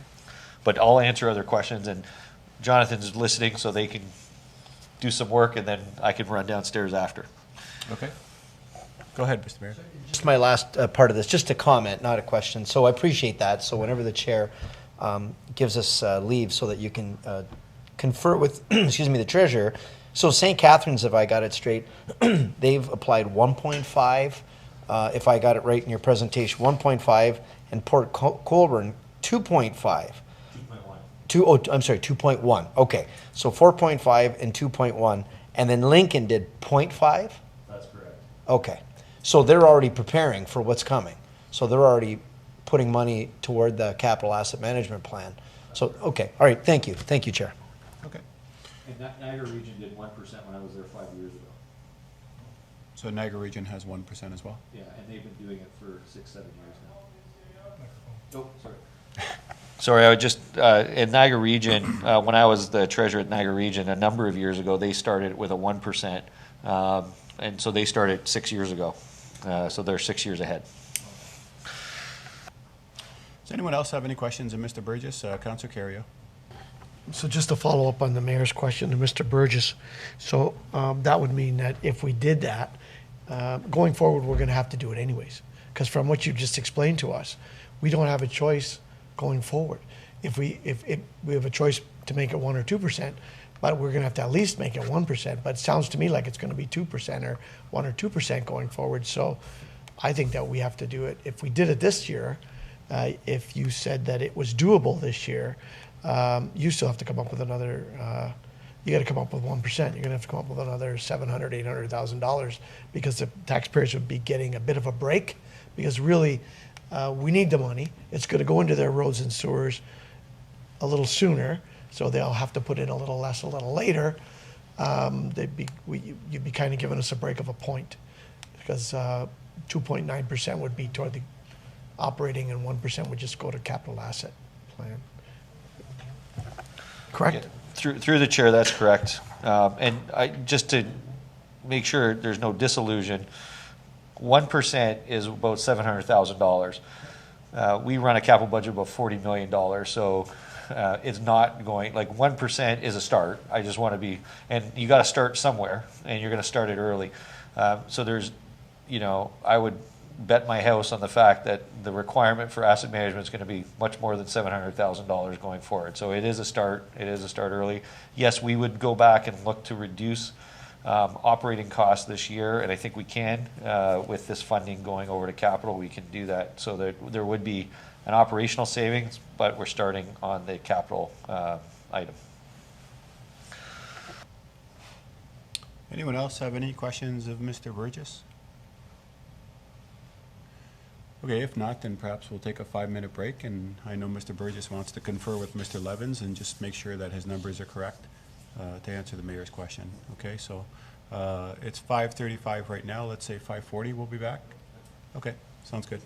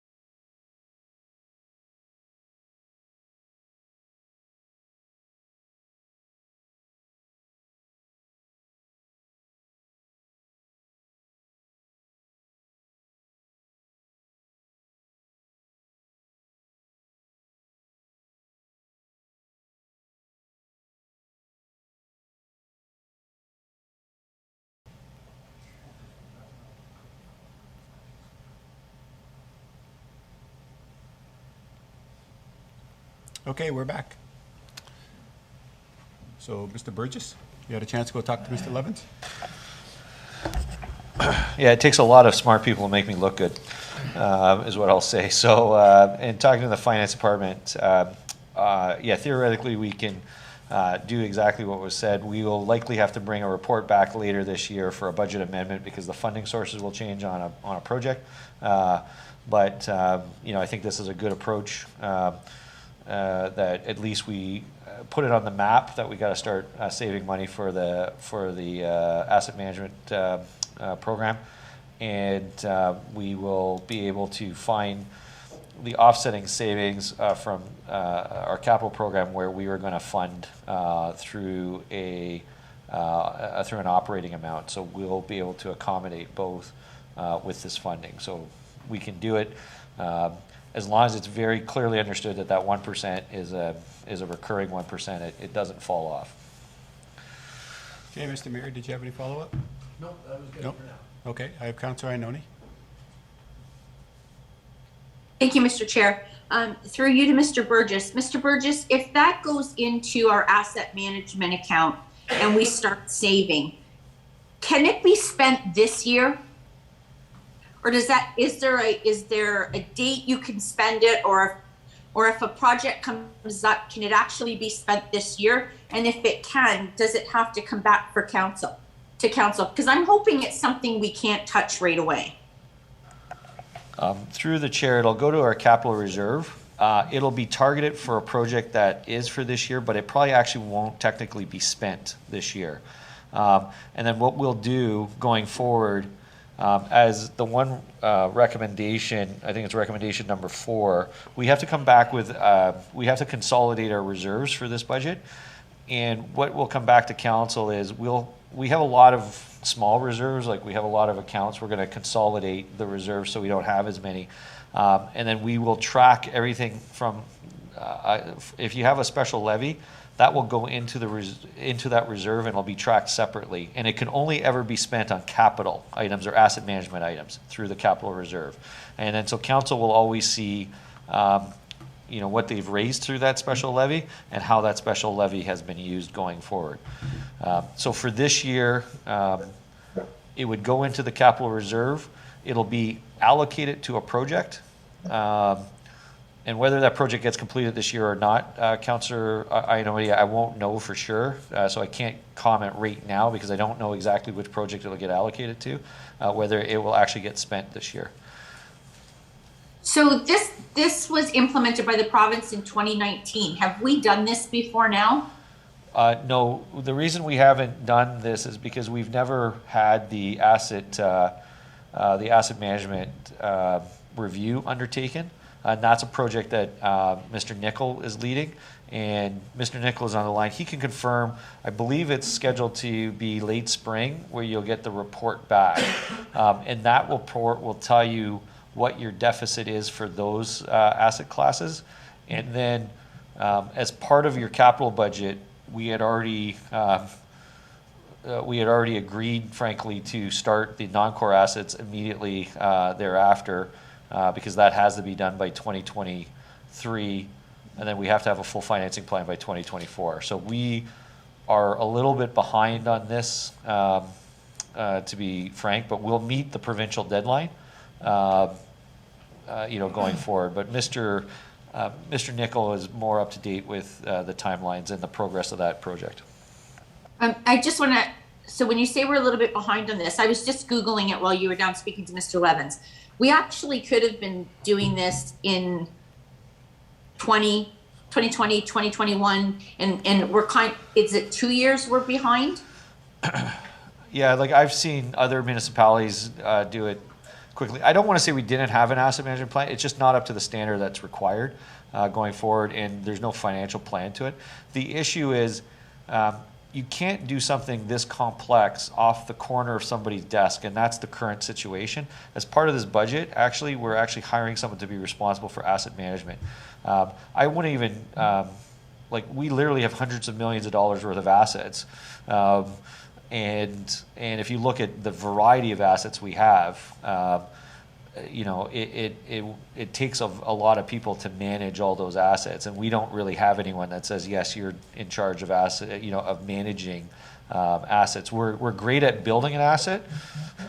You know, we'll build an asset, and then, you know, we have the project, and then we walk away until that asset then needs to be replaced, and then we're really good at replacing it, but we're not as good of that yearly managing and predicting when those assets should be replaced and what's the best time to do it. And we're better in some asset classes than others. Like, I would say we're really good on roads, but not as good at arenas and that kind of stuff. So part of it is, and we're addressing it through the budget, Councillor, is that we will have a dedicated, at least one dedicated person for this program going forward. Well, we are very often criticized for not maintaining our historical buildings. The criticism we got for taking down the building people wanted to maintain on the corner, the cemetery building on the corner of Lundy's Lane and Montrose. And it would seem to me if we had this asset planning, we would have been maintaining our assets better than we were. I know it's 2019, but that's the complaint I hear from people when we decide to discontinue a building. But thank you. Nobody's told us we are not up to standard to this before. So I thank you for your honesty. I really appreciate that. Yeah, and to be fair, we're not the only ones. And in fact, there's lots of academic articles out there that governments generally are horrible at maintaining assets. You only have to look at the Parliament buildings in Ottawa, and the federal government has all kinds of resources, or frankly, the Prime Minister's residence that was almost there's question of whether you could live in it. Governments are very bad at it, because when it comes time to actually investing money before you really need to, governments tend not to. They tend to only do inflationary increases. So there's a whole academic articles out there on how bad governments are. So yes, we fall into that group, but I think we're going to turn the corner on that. So I'd like to be glass half full, Councillor. Well, and I appreciate that, but we don't answer to those people, but we do answer to the ones who have to email us and message us and call us. So I appreciate your responses. Thanks, Councillor Lococo. Thank you, Mr. Chair. Through you to Mr. Burgess. I just want to make sure that I understand this correctly. So we have a budget in front of us at 3.9% with a whole bunch of services that are attached to it. The suggestion on the floor is to do a 2.9% for the budget and the listed services, plus a 1.10 capital for that. At the end of the day, it's still 3.9 to the resident. That's approximately $700,000. Do I understand correctly that you've been able to find $700,000 in our capital budget that you will transfer over to the operating budget, that the residents still get 3.9% worth of services? Am I understanding that correctly? Because we're not going to go, or the opposite to that is we're down $700,000 and we have to cut $700,000 worth of service. So I just want to make sure I understand that. Yeah, Councillor Lococo, your understanding is correct. So we will adjust our capital budget going forward with this new funding source and do it that way. So we'll maintain the rest of the budget will stay as put out there, and that's why I said we'll have to bring back a capital amendment, a capital budgetary amendment for one project later on this year. Okay, thank you for the explanation. And that's why it's very important that this is, if we were not to carry forward with a 1%, then you need cuts. That's why it's important that this 1% stay constant for next year and the following years. Anyone else have any questions? Councillor Carrio. Just one thing, Mr. Chairman, along the lines of Councillor Ioni's question or comments. So this makes you really think about a building, on whether or not you want to tear it down or you want to keep old buildings, because not only do you got to keep them now, but now you got to put a lot of money away so that you can replace it or fix it or whatever. So it might help us in the future to decide what to do with a building rather than just decide to keep a building. Had we had this in place, we probably would have had to fix the old part of this building that was here had this been in place then. So it might help us in the future decide what to do with older buildings, because the taxpayers are not going to want to be dinged to maintain every building that's standing up in town that we own. Yeah, thank you through the chair. That's what with asset management, it's what type of assets you even build and how you build them too. In some cases, you may choose to build a better structure because your life cost is longer and you don't have to do it.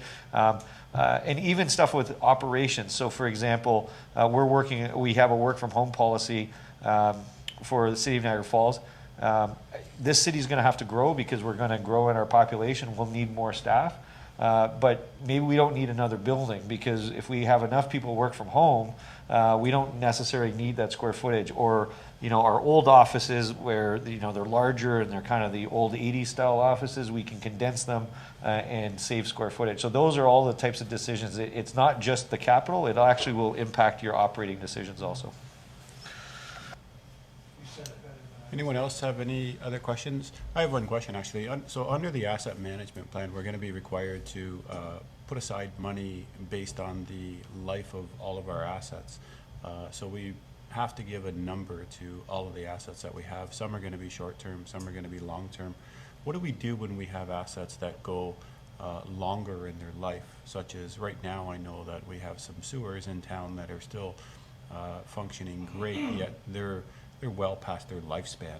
So how is that reflected in an asset management plan when we've already put away money to replace it? And I guess my question is along the lines of, I don't want the taxpayer to sort of be on the hook for replacing assets too soon. I would rather that they replace them when they need to. I'll start the answer and I'll have Mr. Nickel. One of the biggest differences going forward is the old way you did asset management plan was you looked at estimated life. This is about condition assessment. So they're actually going to go in and assess the condition of the assets and then figure out based upon that and your usage how long it is. So it's a much better estimate up front on what is the realistic cost of the asset or the realistic lifespan of the asset, and then also factoring in all the costs that are associated to it. So you may have a building that lasts 40 years, but you'll replace the roof in 15 years, you'll replace the HVAC within a period of time. So it's not just the building, they actually go and look at all the components of the building, and that's why it's so detailed when you think about all the assets that we own. And then there's always going to be pluses and minuses. In the first few years of an asset management plan, you could be way off or way under. You need to live with it for about 10 years before you kind of narrow in on that. And in our case, because to be quite frank, our reserves are not that high. We will likely be, if we do are too conservative estimates, we don't have a lot of cushion anyway, so it might be a good thing. But I'll have Mr. Nickel expand on that, because this is a completely different way of looking at assets and how much work has to go into it. And thank you, Mr. Burgess, and through Mr. Chair.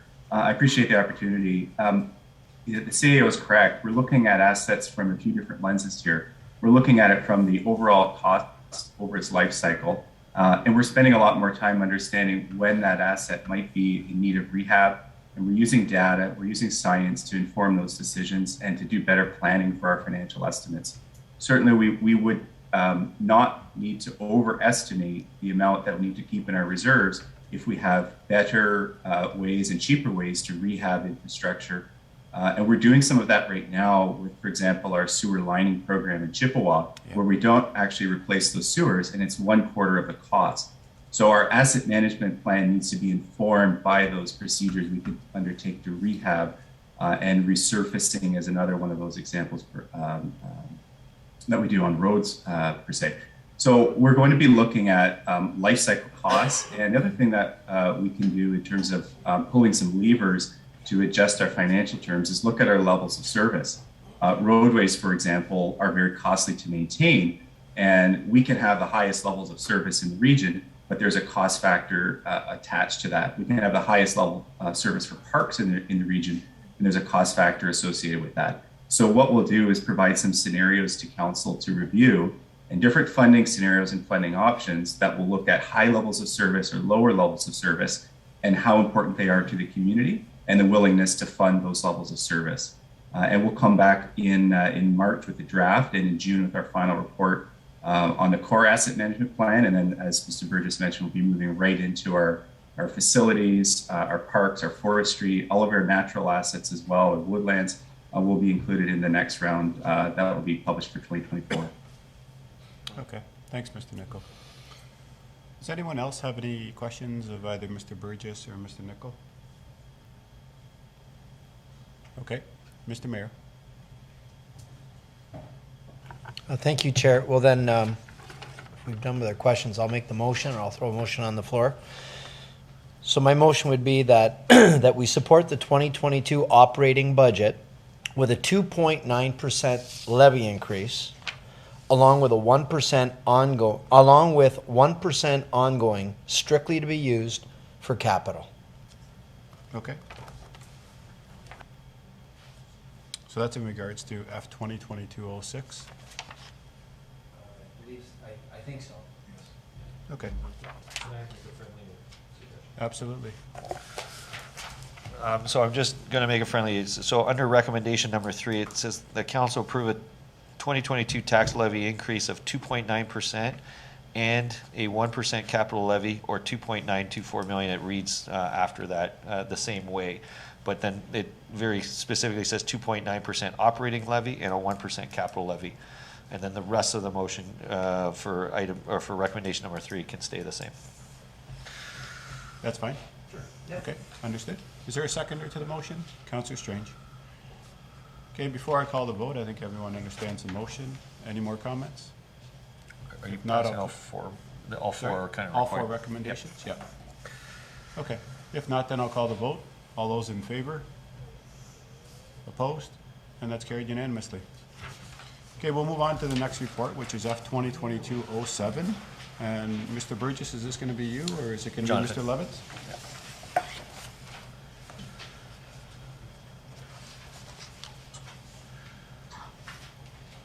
Yes, thank you very much. This report, it addresses the fee-for-service, grants, honorariums, boards and commissions. Attachment number 1, it just shows what the staff recommendations are. Grants have been held steady for 2022, along with honorariums. Fee-for-services, you can see that there's been a decrease overall. The one with Charavan, staff are negotiating with Charavan, and that was the end result. With the library board, they had a presentation in December. It was asking for a 4% increase. And then the Airport Commission operating is a 2.9% increase. And just to bring it to your attention, the capital, just for completeness of fee-for-services and everything, the capital has been included here, along with the Niagara Falls Ryerson Information Hub, which is a fee-for-service technically. They are not funded through the tax levy. So the first recommendation here is to increase, is to recommend a $119,000 increase to the to all these boards, commissions, agencies, and that's a 1.73% increase from prior year. And I'll just speak to attachment 2, or the next recommendation. Basically, we need a financial plan moving forward, and just everything that's been discussed tonight, we're trying to get out of this situation. And the city currently has $472,000 roughly of total grants or discretionary spending in the budget that is funded through the tax levy. Grants are discretionary as they've been considered to be non-core services.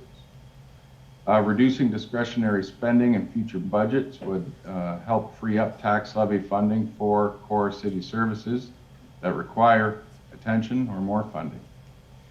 But council have the decision and can proceed in any direction they wish with respect to discretionary spending. However, to be fiscally responsible, staff recommend that future tax levies keep pace with future service levels, including discretionary spending. the tax levy does not keep pace, staff will recommend service reductions, including discretionary spending. So that is pretty much the crux of that report. Any questions? All right, anyone have any questions? Oh, sorry, Mr. Burgess, you want to add to that? Yeah, I just want to be very clear. So the reason we bring this forward is to notify those agencies that receive grants that there is no change for, we're not expecting any change for 2022, but to notify them that there may be changes coming in 2023 if council approves that later on. And it allows us to have that discussion and give them fair warning if there's any changes on that. So I don't ever want to surprise a charity you know, on a budget night, and then they find out, oh, next week my allocation gets cut. I don't think it's fair to the charity. So this is the only way we can do it, by giving them at least a year's notice. And it may not happen. It's just a possibility. You want to highlight that to those agencies. Okay. Any questions of Mr. Burgess or Mr. Levins? Oops, I'm sorry. I missed the yellow hands up all the time. I have Councillor Lococo and then Councillor Ioannoni. Thank you, Mr. Chair. I know this is a very tough year for everyone, including the city, and we're trying to cut and look at our services and look where we want to spend our money.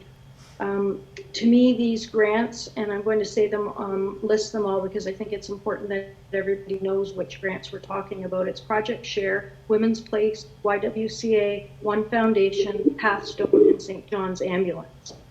These are all people in our community, and I have our strategic plan up, and I'm sorry I didn't have a chance to go through, but I know that there are specific paragraphs in our strategic plan that talk about our most vulnerable in our community. We've heard it said tonight that these are not for responsibilities of our city. I really believe that they should be core responsibilities to our city. Back when, through the leadership of the mayor at the time, Mayor Thompson, people were showing up at City Hall saying that they were hungry and asking for food, and that's when the city decided to make these grants, or you can call them fees for services. I know there's just different descriptions, fee for services or grant, but at the end of the day, those monies are being given to these 6 granting agencies. I really believe that these are people in our community that are very vulnerable, and if we don't assist, I know it's been said that they can receive other government funding. A lot of the other government fundings, for example, the region, or if you're looking at even provincial, a lot of those are not for operating expenses. For example, I do sit on Project Share as a council representative, but I sat on Project Share before I was a councillor. So I do have a lot of knowledge of Project Share, and I will just give you a little bit of information. The impacts of this population have affected the clients, and this is going to affect them for years to come. I'm really sad to see this as a recommendation. I would suggest, and I'll put a motion forward, there are three recommendations in this report. I would like to pull the second recommendation out of it and have it as a separate motion. So the first motion could be number 1, that the council approve the 2022 funding levels for the organization, and recommendation number 3, that council direct staff to review and obtain contracts. That would be one motion, and then the separate motion would be that council approve the grant funding reduction strategy over the next fiscal periods, and I would like a recorded vote for that. Those are my comments. Thank you. Okay, thanks, Councillor. And are you moving both motions? Yes, I will move both motions. Okay. Do I have a seconder to those motions? Mr. Chair, can you repeat the motions, because she was bleeping in and out in my internet? Yeah, the first motion would be to approve recommendations 1 and 3, and then the second motion is to approve recommendation number 2.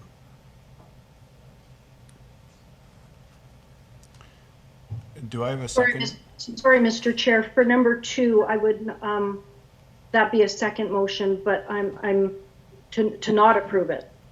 Oh, I'm sorry. Yeah, I knew Yes. That's why I was a bit confused myself. I'm because- sorry, number 2 would be pulled out, and I would not, I would put the motion to not approve it, but I want it separate than the other 2 motions. Well, why don't you just put a recommendation on the floor to approve 1 and 3? Okay, my recommendation is to approve 1 and 3. Okay. And do I have a seconder to that? Councillor Dabrowski. Okay. Do I have anyone who wishes to speak to that motion? Okay. Seeing none. Excuse me, I'm sorry. Mr. Chair, you mean just to that motion or to the rest of the list? Just to that motion there, 1 and 3. Because I'll get this off the table now, and then if council wants to deal with number 2, they can. If they don't want to deal with number 2, then they won't. So the recommendation on the But I floor have is a to question, approve I 1 have a and 3. question on one of them, I have a question on one of them that will receive an increase for 2022 funding levels. So I'd like to ask Okay, a question go on ahead. that. Yeah, go ahead. Mr. Levin said that Niagara Falls Ryerson Innovation Hub was not funded by property tax dollars, and we've always known that. But can you specify? It says it's funded by. They're asking for almost a $20,000 increase, 50% funded by FedDev grant, and 50% funded by investment income. What investment income is he talking about?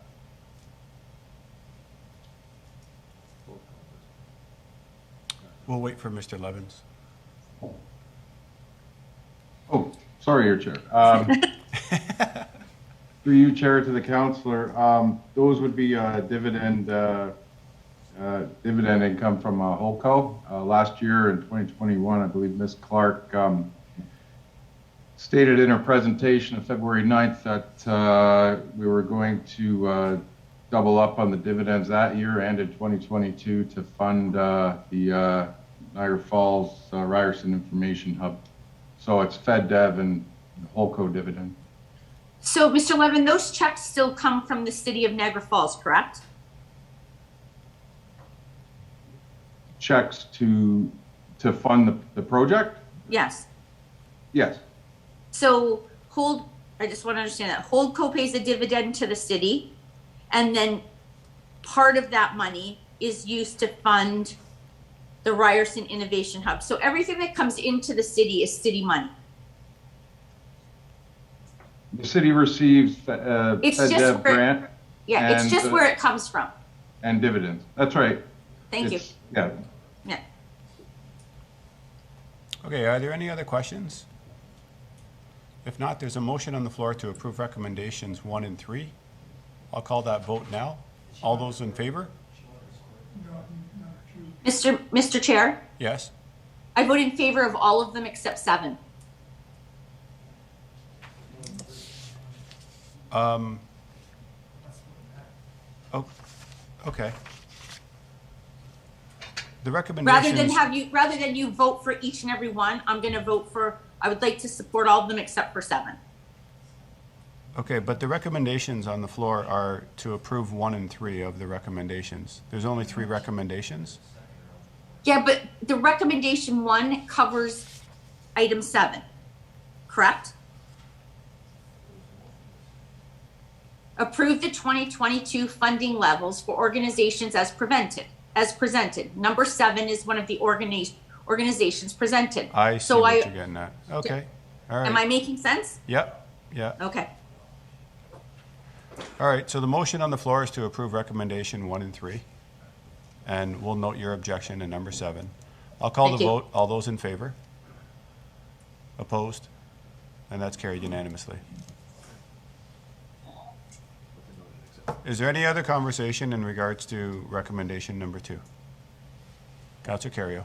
Well, I'd just like to hear from the CEO again about it. I think that we're not suggesting that we're going to cut that off. He's suggesting that we could be in a bit of a problem, and he's giving them an opportunity to see if there's a way that they could go out maybe and try and find some funding sources from other methods.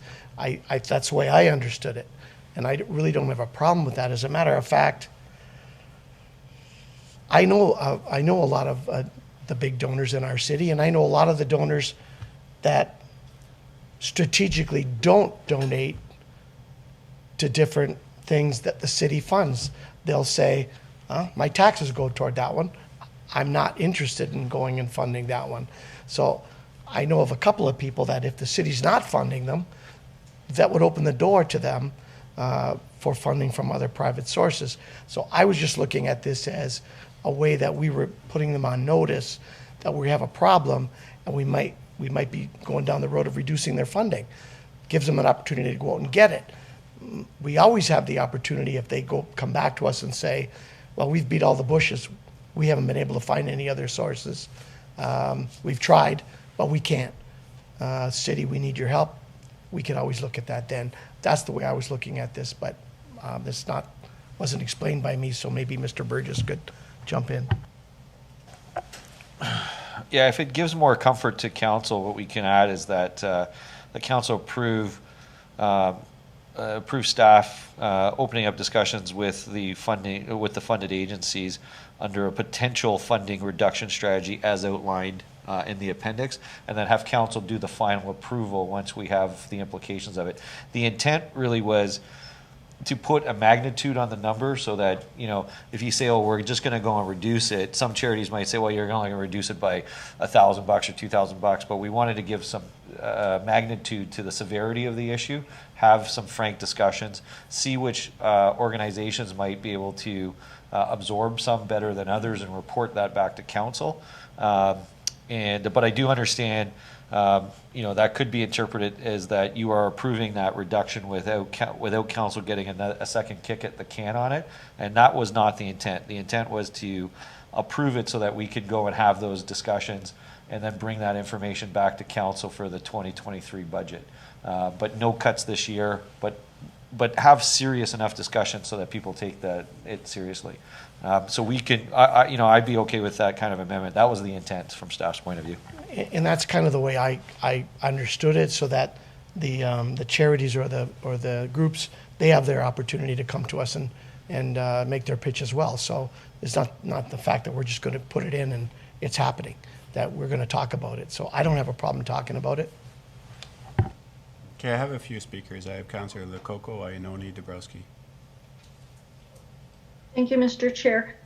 I would be fine with the approval to go and speak to the agencies, but the way I read it, it said that council approved the grant funding reduction strategy over the next 3 fiscal years.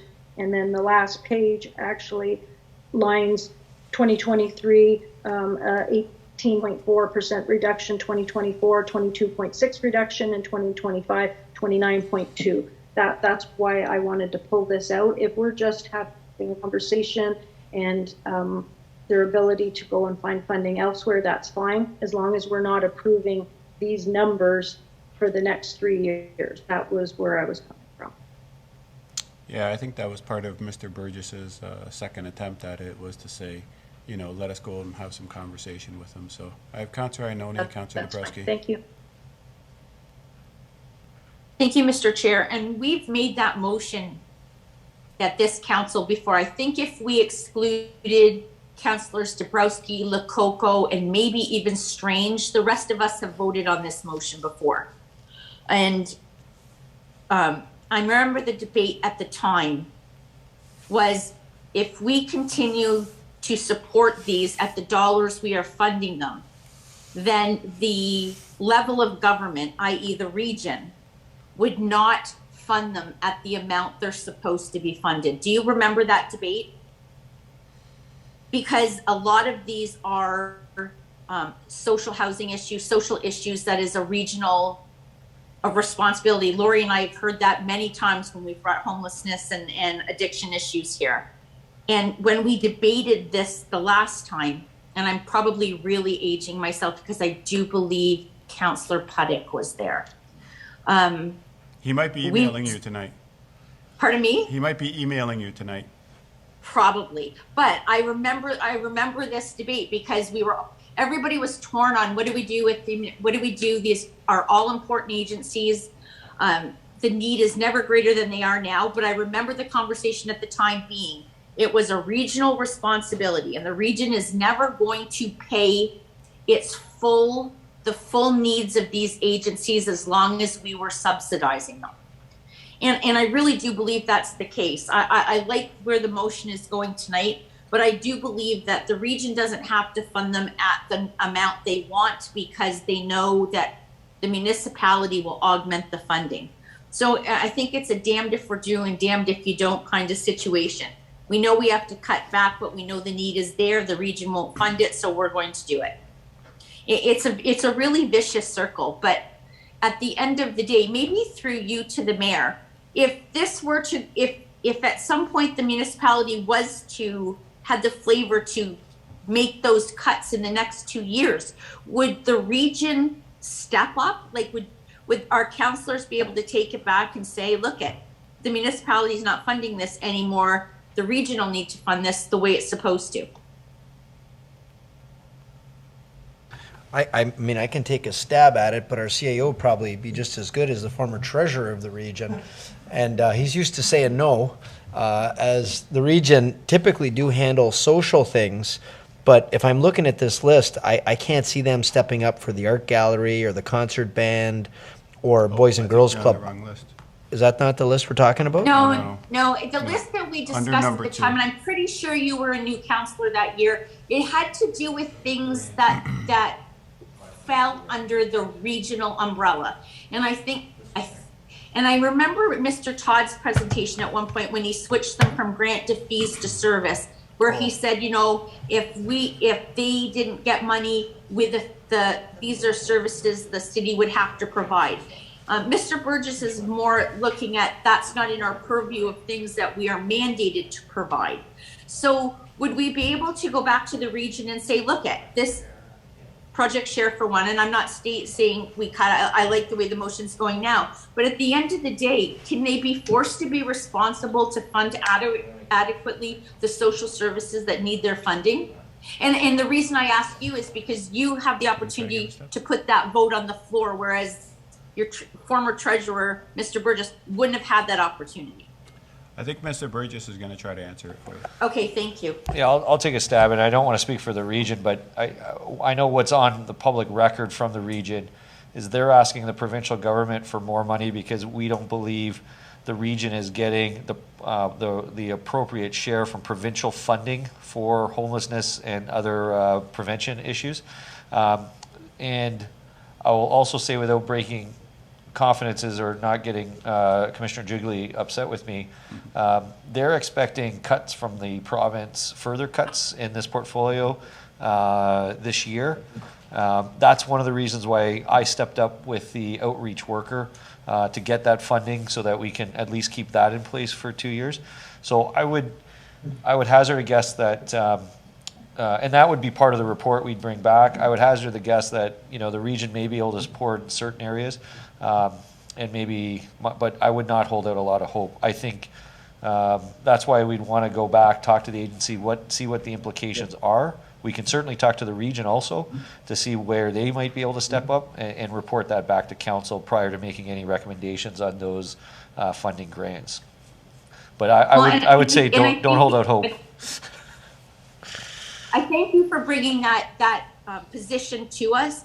We've said for quite some time, I mean, from the first year we started running a homeless shelter, that we needed somebody with expertise at the city to be a go-to person. But I want to say, I do not understand how Ms. Jugley does her job. She is stretched to the max as it is. And if this government is going to cut funding for homelessness and addiction, which is ripping through every municipality across this province, then let's kick them out and show them the door in June, because there is no municipality that can afford any of those cuts. Thank you. Okay, thanks. I have Councillor Dabrowski. I was just going to make a motion around this discussion. Okay. And I wrote something down. Okay. That council begin discussions and initial outreach to the organizations listed in recommendation 2, part of F 2020-07, around a potential reduction of funding from the City of Niagara Falls over the course of the next 3 years, starting in 2023, and have staff provide council with a report with its findings at an appropriate time later in 2022. Okay. Did everyone hear the motion? Yep. Email it to the clerk. You can screenshot it. Okay. And is there a seconder to the motion? Oh, sorry, Laurie, you have your hand up? Yep. Sorry, thank you. I just wanted to clarify about recommendation number 2. Are these figures for the 2023, 2024, 2025, is that part of the recommendation? If those are removed, I'll support the motion, but I don't want those figures to be approved. Well, I think those are removed right now. They're not part of the recommendation. So the recommendation is simply to go to these organizations and have discussions and then report back to council. That's the gist of the recommendation that's on the floor. Okay, it was just that Councillor Dabrowski said number 2, so I'm linking number 2 to those numbers. That's why I brought that up. Well, he mentioned number 2 because that's the only one that lists the organizations. Okay, that's fine. Thank you. Okay, so there is a motion on the floor that staff begin discussions with these organizations, and that I'll second it. and then report back to council. And I do have a seconder by Councillor Lococo. If there isn't any other comments on this motion, I'll call the vote then. All those in favor? And that's carried unanimously. Mayor? Yes, Mr. Mayor? Yeah, just through your chair, is it possible on these reports, if we could separate the attachments, like they're all bunched together as one continuous attachment? I don't know if that's possible. I find it hard to find things. I don't know if, you know what I'm talking about? I do. Yeah, I know exactly what you mean. I'm going to Okay. have Mr. Mattson answer that. Okay. Yeah, through the chair, I think it was actually Councillor Lococo who brought that point up. Staff have noticed that as well. It wasn't like that in previous agendas, but for whatever reason, the attachments are lumped together, and staff have reached out to iCompass to see if we can make that fix. Okay. Moving along then, I guess we're into bylaws, so we will need a motion to approve the bylaws. Looking for a motion to give the bylaws their first, second, and third reading by Councillor Dabrowski, seconded by Councillor Carrio. I'll pass it over to Mr. Mattson. Yeah, there's no additional bylaws, so tonight it's just that confirmatory bylaw, and now that they've had all 3 readings, you can call the vote. Okay, I'll call the vote then. All those in favor? And that's carried. I guess with no new business then, a motion for adjournment. Motion by Councillor Dabrowski, seconded by Councillor Campbell. All those in favor? Opposed? Thank you very much, everyone.